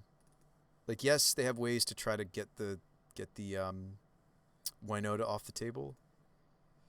I can cut Apparition. So I think we cut Heron's Grace because we don't need the boost was nice that one turn. It actually did result in quite a bit of extra damage, but across the board. But the human specific anthems are what get cut first, right? Yeah, these 2. They're just incidental. They're good game 1, I think, because the life boost is sweet in certain matchups, and the hitting pieces in their graveyard is useful in certain matchups. Incidental anthem. Also, could I have used Kudro to kill some of their threats? I think I should have looked at what was being blocked, and I don't think we had enough mana to do it though. But maybe I could have like popped some of the Wurmcoils when they were blocking. Anyway, something to think about if I hadn't tapped mana for whatever I cast before I realized, oh wait, I can just go get Wynota again. This card is nuts for us, the Fauna Shamans. Oh, Scavenging Ooze goes too. Knight of Autumn's okay for this matchup. Because the thing about Apparition can't hit the can't stop. Let's cut a Nest Invader and run it back. That was sweet to see the Maja Blade Historian just push through. Actually, wait, I don't think we hit the Historian. I think we won even without the Historian. I think it would have been a cinch if we had it. It was amazing to see. Yeah, I don't think we ended up getting our double striker. I didn't have the opportunity to tutor for it either. I had to just kind of work with what we were finding off the top. It's funny that they went to -1, so that the Noble was actually relevant. I know we've been talking about how like Nobles, maybe we just can't avoid playing it, but I think I like this split for the moment. I mean, every non-human we play is really important, so we'll keep this. Seems like a great 7. That was cool to see us smash through Tron. Now, granted, that's Blue Tron and not typical Tron.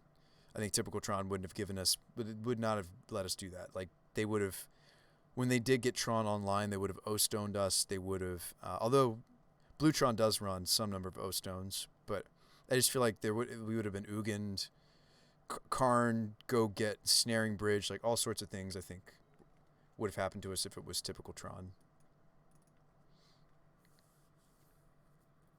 But anyway, the Fiend Hunter.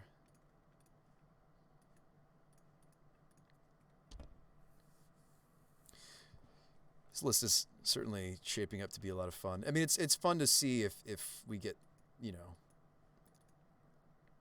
I mean, I don't really want it to be if, right? I want it to we hit the things. Ballista my birds? Is that what we're doing? I might just play out Teague. Because if they just have natural Tron here, I feel very sad. Plenty of green and red. We can get a basic plains here. No problem.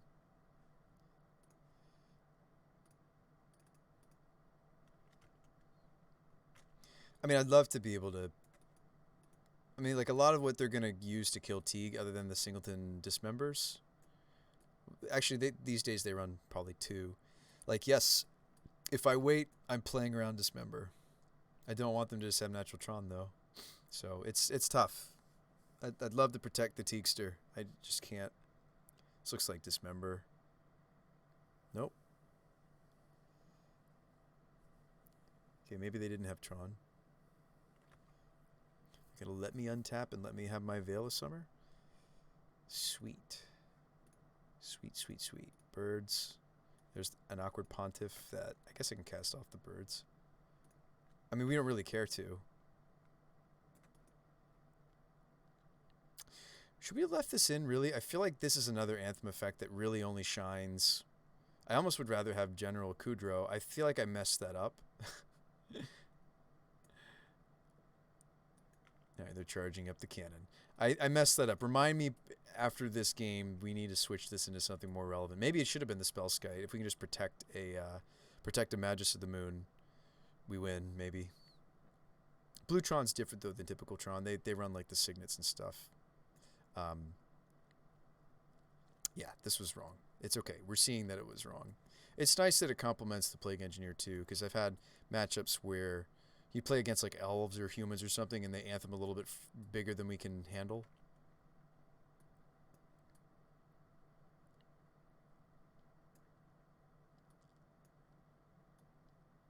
Mapping, okay. Yeah, that was a mistake. Remind me, somebody, please, if I forget. We got to take this out for game 3. It certainly should be like maybe General. The benefit of General Kudrow is he continues his. He'll keep his. All right. Ooh, Spellbinder. Yes. What do you got cooking over there? They have all the mana now in the world, though, so maybe this Spellbinder's just. This is just kind of like a let me see what's cooking. What are you gonna kill me with? Kind of a question. So Ugin, they've got 1, 2, 3, 4, 5, 6, 7, 8, 9. So spellbinding the Ugin does buy me like a turn. They also do need to remove the Teague though. Did I mess that up? Oh no, they're trying to use. That's right. They're using the Blast Zone to get rid of the Teague. I was just trying to see if there was a way that. Yeah. So let's not forget where this Ugin went. So I think they've got us this second game. It's amazing that we pushed through double Worm Coil though. That was like maybe highlight of the night that we pushed through 2 Worm Coils. All right, you got my Teague. Now they can play Talisman. This is where I need like Revoker stat named Ugin.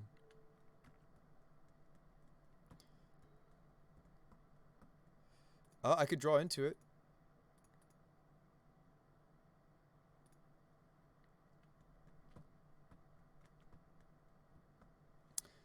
I feel like I have to let go of the Fiend Hunter, right? Because I could hit exactly like land Revoker. If we're getting the nuts. Didn't get the nuts. We do get the nuts. I can go get Revoker. Or whatever I need to get. I guess I don't know, I just moon them. 1, 2, 3, 4, 5. Yeah, we just... Sweet. Well, I mean, hopefully they don't have a counterspell here. If we're mooning, we want the... well, yeah, let's get a basic forest. What am I giving up to get this moon? Pyromancer, right? I don't think I should get rid of Bird, actually. think I sacrificed my Pyromancer. Wow, they got nothing. Okay. These are summoning sick. I don't think I should go for the Wynota. I think I go to cut them on mana. So let's go Magus of the Moon. That's why it's here. Swing.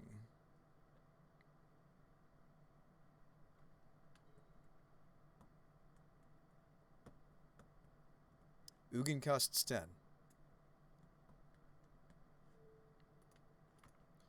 Wait, did I know that was a... Their hand is Pathway 1 Unknown. Okay. Alright, we'll probably bring this out. I mean, maybe we don't have to. It's tempting to not go all out, but if it makes the math significant. 1, 2... No, they're at 6. It does. If this doesn't change the math, which it doesn't look like it does, we don't make those tokens. Good games indeed. We actually got there. Granted, Bluetron, but I mean, hell, we're you know, tier 3, tier 7 city ourselves, right? I'm kidding. I don't think Bluetron's like tier 7. I do think Bluetron gets a bad rap. It's a type of Tron that just has different good and bad matchups. That's the best way I like to describe it. I think that's the most respectful way to describe it. I think, yeah, Tron that has... This is a sweet take on the deck. This is our first whiff, though. But I think this is a good, healthy hit. If I don't block, I think we die here. Yeah, I go to -9 because we had a Kudro Anthem and we had a Blade Historians. That's turn 3 kill. I'm kidding, it's not. This is a little misleading. I think this means turn 4, but turn 4 kill is where you want to be in Modern. Let's not do any sideboarding. Just submit. So this is even with like main deck spell skites and such. See how this develops. Alright, Noble. I mean, maybe this is a game where we would try to Magus them. Might be interesting to see if we could actually construe this hand to handle Magus of the Moon. I think we do that. I think we see how our mana functions or doesn't function after mooning. See if we can still... See if our deck can still do the things. So what do we need to do here? We need to get the Fauna Shaman on the table, right? So Fauna Shaman, swing, deal 3. Get our little Exalted trigger here.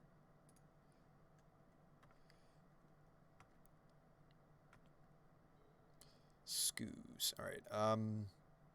Don't have quite enough mana to... So this is, again, this is technically turn 4, right? Don't have enough to... I do actually have enough. I do have enough to go get Wynota and put her into play, but I don't actually gain the benefit of her yet. I think I want to get some more non-Humies into play. So yeah, you would like play like Ooze.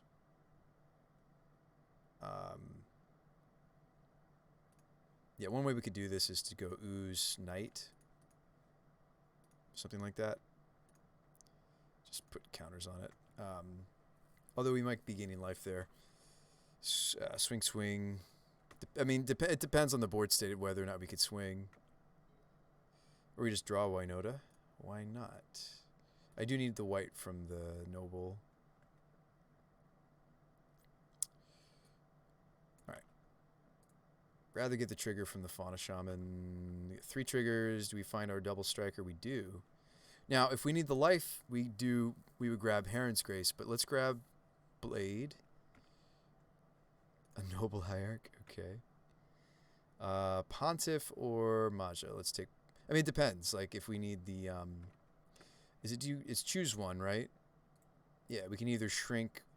If it clears out some blockers from our opponent, the Pontiff might have been the correct choice, actually. But let's go with Maja, and this should be tons of damage. -8. Nice.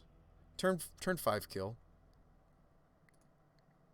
So I think this is the kind of deck that Goldfish is just fine.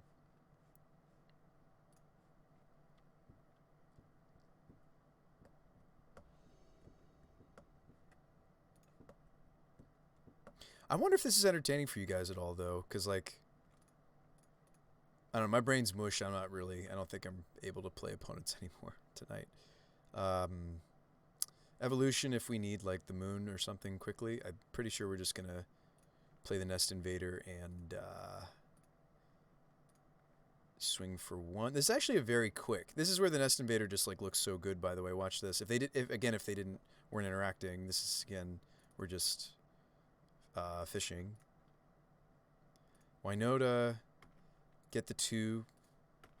This is where I like this a little bit better. One of the areas where I like this card slot instead of. All right, so do we take the Double Striker? Or do we take Seasoned? Probably not Kudro. We do want the Blade Historian, I think, right?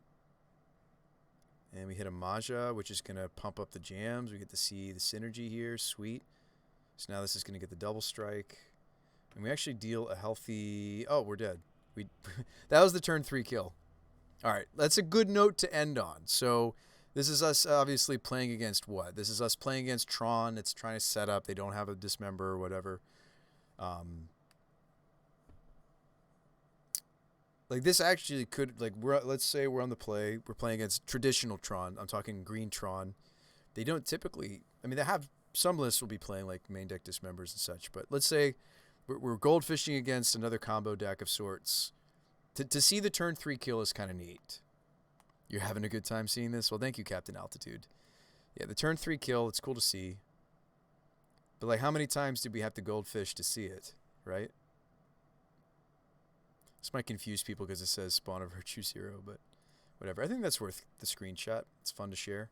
Like, but that put us to exactly 0. And like, I mean, granted, we're playing against ourselves and we took some damage off of our own Painland. However, our opponent probably has fetches or what have you, shocks. They're going to be taking damage. So the fact that we gave this Eldrazi spawn that had 0 damage to it, even just 1 power, then it produced 2 damage. This was 6. This was 6. This was 4, 10, 12, 18. No, it was 19, but that's still really good. Did we attack them with the Llanowar Elves at one point or something? This is 19. That's still pretty good. Yeah, that's still really good. So I do think that we need multiples of the Blade Historian to actually do it. I saved the screenshot. Cool. I'll put it in the Discord. For those of you who haven't joined the Discord, what are you doing not joining the Discord?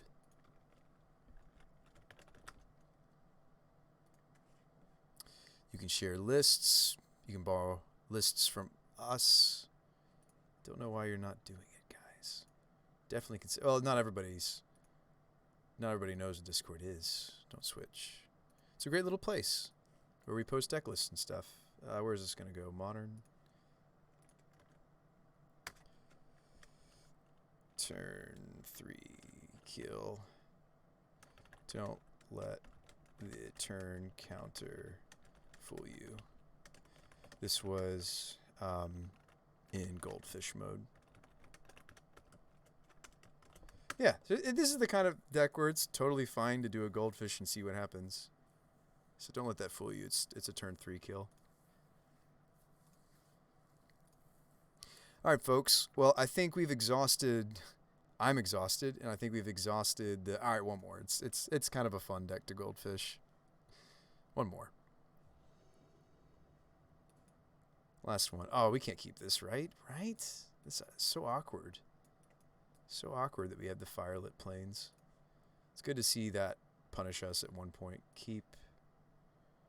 Gonna ditch the Spellskite. No, I should ditch the Pyromancer. I don't have red. Easy. Let's lead Noble. We care about it less than birds. I think it's actually correct in this instance to... I mean, it depends on the matchup. Because birds... I don't want birds to be our only red source. I think I'm supposed to go Stomping Ground. Alright, Stomping Noble... Skite, birds.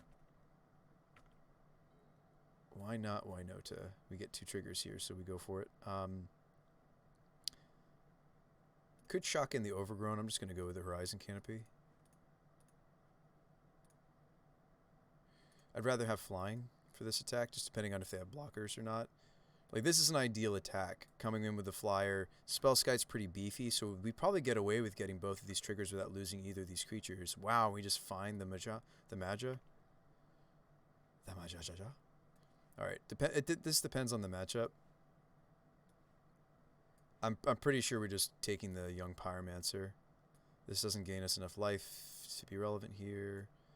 These would be matchup specific. Probably taking Pyromancer. Ditch these, make a token. No blocks. Down to 9. This is where we would want to evolve for the double striker, right? So that we guarantee the double strike kill. I'm pretty sure. So we would evolve the Spellskite. Just to guarantee that we get the damage boost. Kill them. But I think that's overkill, right? We're at, you know, the opponent's at 8. 2 triggers. There's an Anthem. There's Pontiff. And we are going to creatures you control get +1/+1.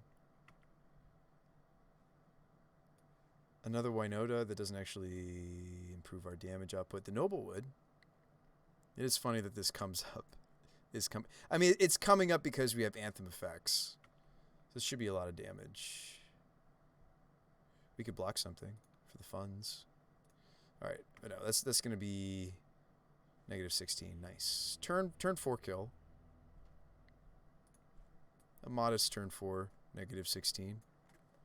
All right, guys. Well, it's cool to see the deck goldfishing. Obviously, we get interacted with. That's modern. But yeah, cool to see the Blade Historian do what we want it to do. Cool to see us double Anthem out through some weird creative ways, such as the Pontiff and the Maja. I think you want to get rid of Pyro, not Skite, because it was an extra trigger. Actually, I think you're correct, Raven. I think you're right. That was a mistake. Let's look at their top 6. We would have seen Champion, Pyro. So we would have gotten to choose between Champion and Pyro, right? I thought we already saw the Champion, though. Is that right? But you're correct. I should have kept the Spellskite, actually, and ditched the Pyromancer. Okay. Last one. I know I keep saying I'm going to bed, but this is actually a really, really satisfying goldfish. Mulligan.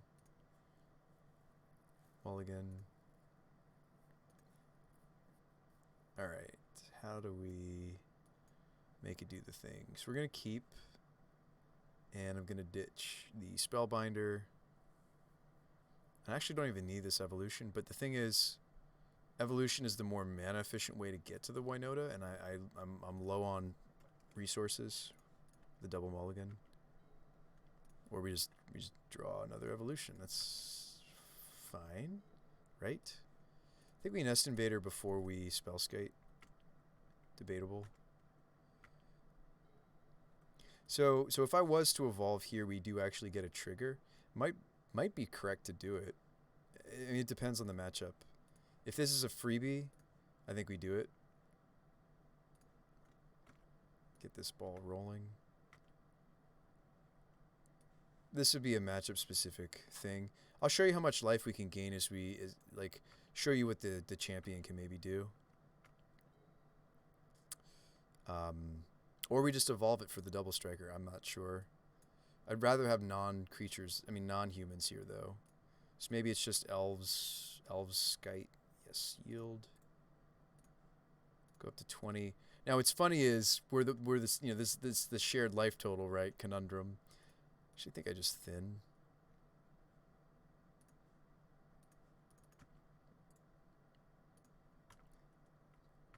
One trig. Whoa, all our humans are here. Pontiff or Kudro? Exile stuff. Gain life. So that pumps. Kudro's going to pump these two. Still haven't gotten any damage on the Eldrazi spawn, though. Should kill this turn. There's a Heron's Grace. We'll cast it. Oh, wait. This got flashed. That's so relevant here, potentially. So, well. how relevant is it when we're doing silly win more stuff? But 3 triggers. If I take the Magus of the Moon here, we actually can't. I think Spellbinder's actually going to target me, funny enough. We have to take a spell from ourselves. I have to Spellbind myself. General Kudrow. There's our double striker. Gain some life. Peasy. In response to the Peasy trigger, I'll flash in the Heron's Grace. It's cool to see the flash on this card be relevant for once. Rarely do I think it is. Triggers. Alright, so let's cast this. But yeah, I mean, this is Magical Christmas Land, right? It's like, would this ever really happen in a game of Modern? Maybe. Just depends on if they interacted with us or not. We pump, but it only pumps the the humans. Alright, we're going to block here because we get to kill this Spellskite for free. Gain some life. Funny enough, I end up at 17 because of that life boost we just did. I could evolve something.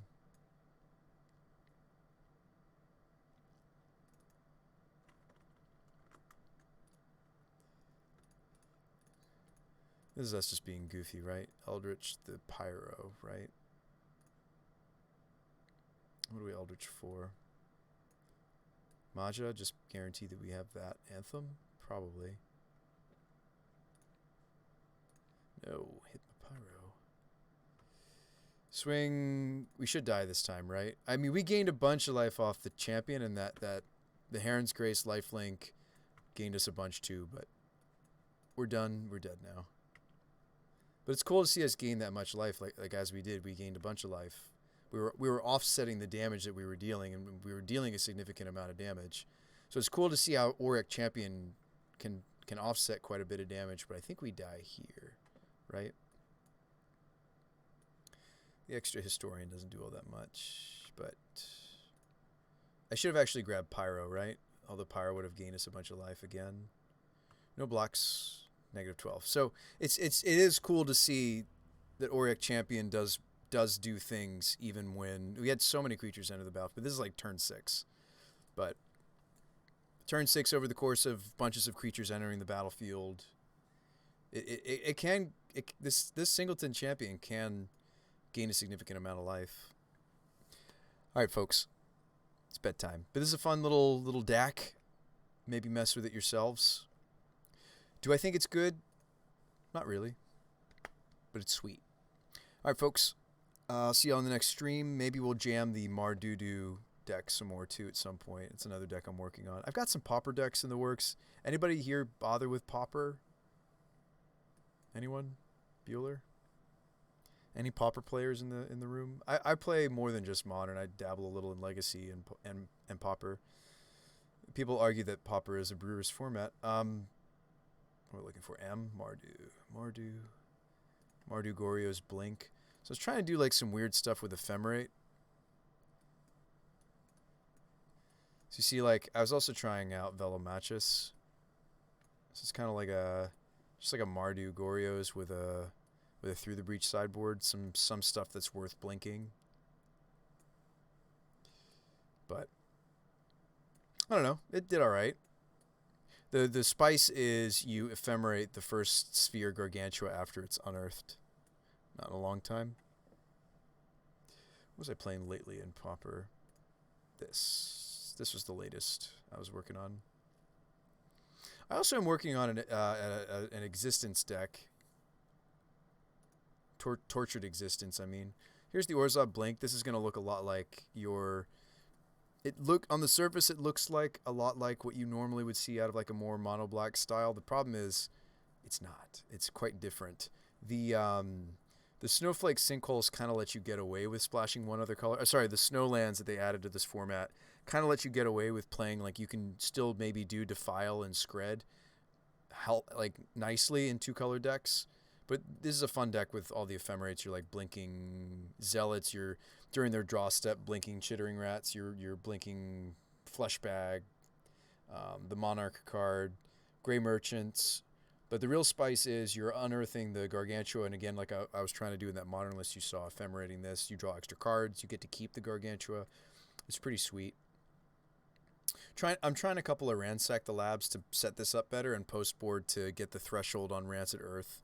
This is the destroy a land, and if I have threshold, I get to kill 1 damage to each creature in each player. There's a little anti-synergy here because I'm making small creatures with like hunt for specimens. My Dusk Legion Zealots are small, so there's a little bit of potential anti-synergy, but I think it's fine. I was working on like an Is It Pirates deck. The purpose of this list was... what was I trying to do with this list? My match has started? Somebody joined? Oh, no. We were still goldfishing. That's what that was. Concede. The thought behind this list was to try to make a blue-red tempo list that got to play some sort of a one-sided sweeper. So I've chosen Fiery Cannonade, and the deck was just trying to get there with pirates. There's actually some reasonable pirates, like Crimson Fleet Commodore is a 5/2 trampler pirate. We got some like fun like pirate battle rage. If you're wondering what this is, that's what this card is. Target pirate gets +1/+1, gains double strike until end of turn. So you cast this on the Commodore for a finish. You play Cut Purse. Cut Purse says they have to, opponents have to sacrifice a permanent unless they pay 1. So you're playing like Molten Rains, Cut Purses. You're playing 4 spikes. It's a fun little nonsense. I think this deck could have maybe been stronger back before they banned Days. Cut Purse. Yeah, it's a fun little deck. You maybe play like Cutlass and such. You can see that I haven't tested this one nearly as much, right? It's also not bothering with Scred. It's just playing bolts. But anyway, play like some weird jank like Sea Legs. It's fun. It's a fun little list. It's not great. It's fun. This is my take on the... funny enough, this is one of the few engine decks in the format. I mean, there's a few. There's a few modern decks that are engines. I would argue that are engines. I also think that this deck, instead of being a Choking Sands build, also might benefit from the Threshold Sweeper, or the Threshold Land Destruction. I actually haven't played this one yet, but I was trying to also see other shells that the Gargantua could work in.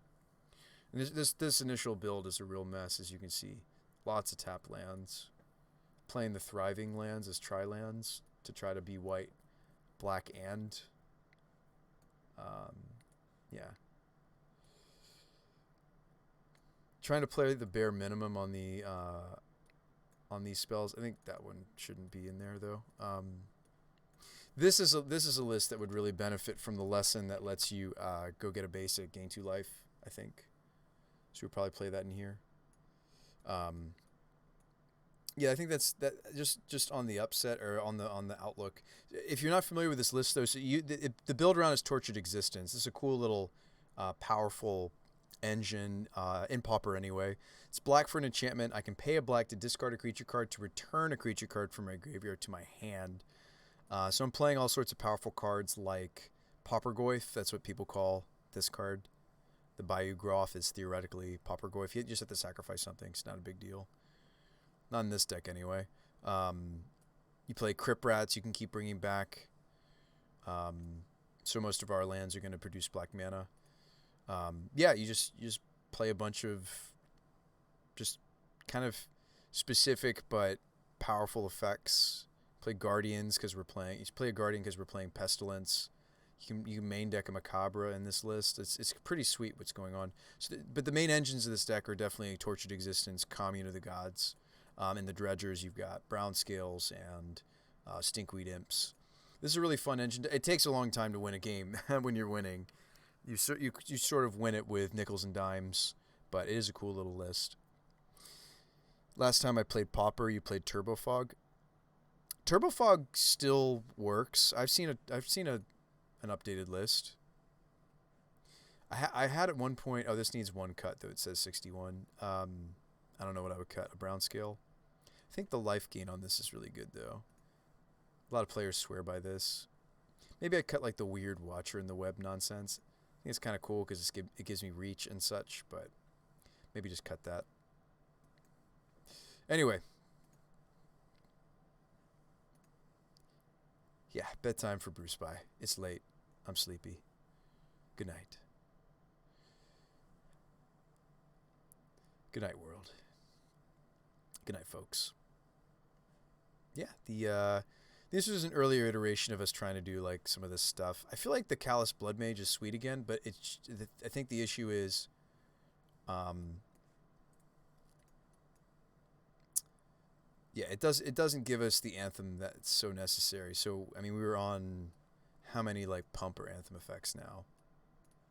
6. 6 antheming kind of effects.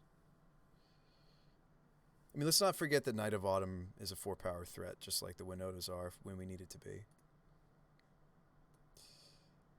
So we have a few creatures that wear the mantle of the double strike nicely. Yeah, but I know if you're joining the stream right now, you're like, what is this nonsense, Bruce By? No, I think it's cool. I think it's neat to see the go wide anthem build of this archetype sort of function. Mega greedy, but interesting. And I think in many ways I kind of like it better than the Angrath's Marauders. I'd love to do some leagues with this and see if we could stitch it together. Of course, with the most important piece out of this 6 being the Blade Historians. That's why we're playing a 2 of that piece in particular. But I think the other anthem effects are important as well. Pontiff being a main deckable Plague Engineer effect is really sweet. Hadn't considered playing it before. I don't know why I hadn't considered it. And we can haunt something that we like, Eldritch or something, get the effect again. All right, I will see you folks though. It's tempting to keep working on the deck and playing with the deck, and it's actually a really fun deck, but yeah, it's bedtime. It's bedtime. But Winota Kiki, oh, it's not Value Kiki anymore. What is this? Is this just like Value Town? This is Value Town. Them's the beats. I think we can just call it Value Town. I've enjoyed it. Relatively, I'm sure it's relatively, I mean, like there's aspects of this that aren't budget friendly. I'm sure compared to a lot of other lists I play on the stream, this is quite budget. Most expensive cards in this list are probably the 2 Magus of the Moon. Period, right? I think those are the most expensive cards here. No, Season Pyromancers. Excuse me. It's the Pyromancers that are expensive. So, by no means am I saying go out and buy this for yourselves. It's fun if you already have most of the cards for it. Maybe play it.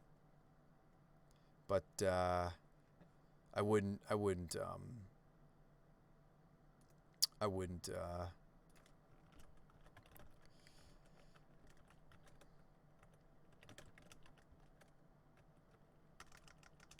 yeah, I wouldn't be playing it. Not yet anyway. We're still working out the kinks.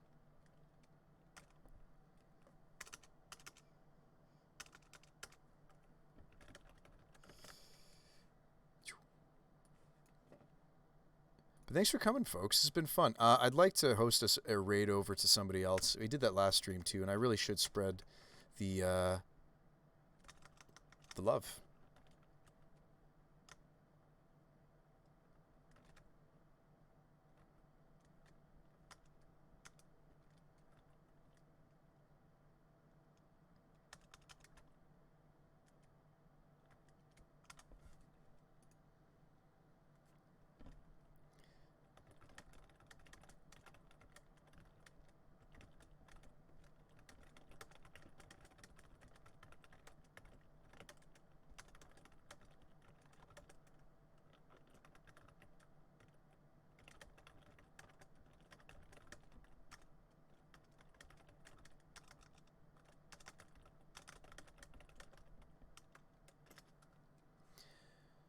So let's find somebody else to host.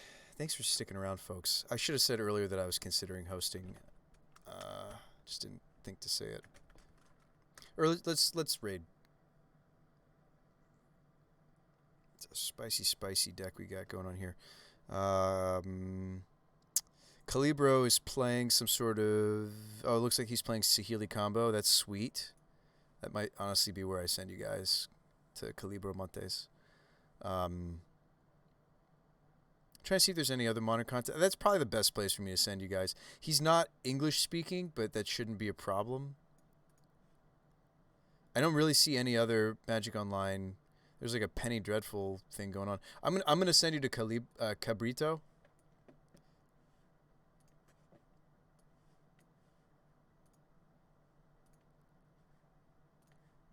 I'm gonna send you his way because he is jamming on some. Never mind, he just hosted somebody. I just missed him. He's hosting this. He's hosting a different streamer. She's playing. I'm looking for where are the Magic the Gathering online players when you need them. Drafting Strixhaven. Is anybody playing Modern? Here we go. Hate Bears, found you. Sweet. Guys, thanks for waiting. Because it's like it's hard to like find some of the other content that's going on. It really is. So he's playing Modern Hate Bears. I'm excited to see this. All right, I see some Thalias.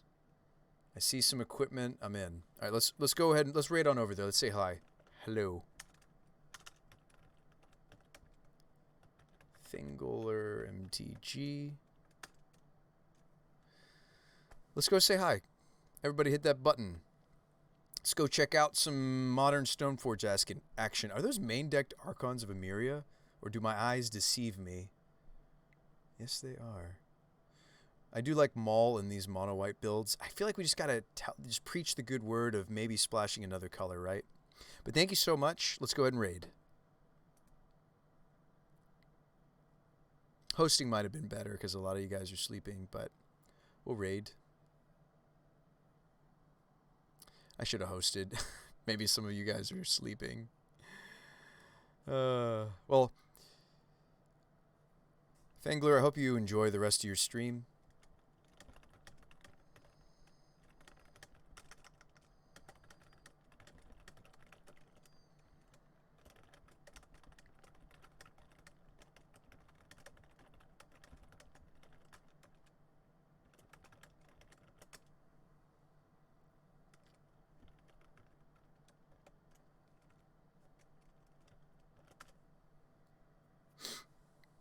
All right, folks.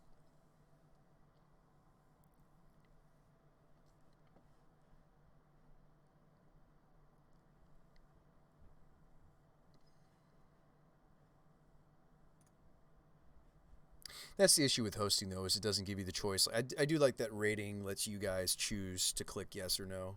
I will say that much. But, all right. I'll see you guys on the next Brew Spy show.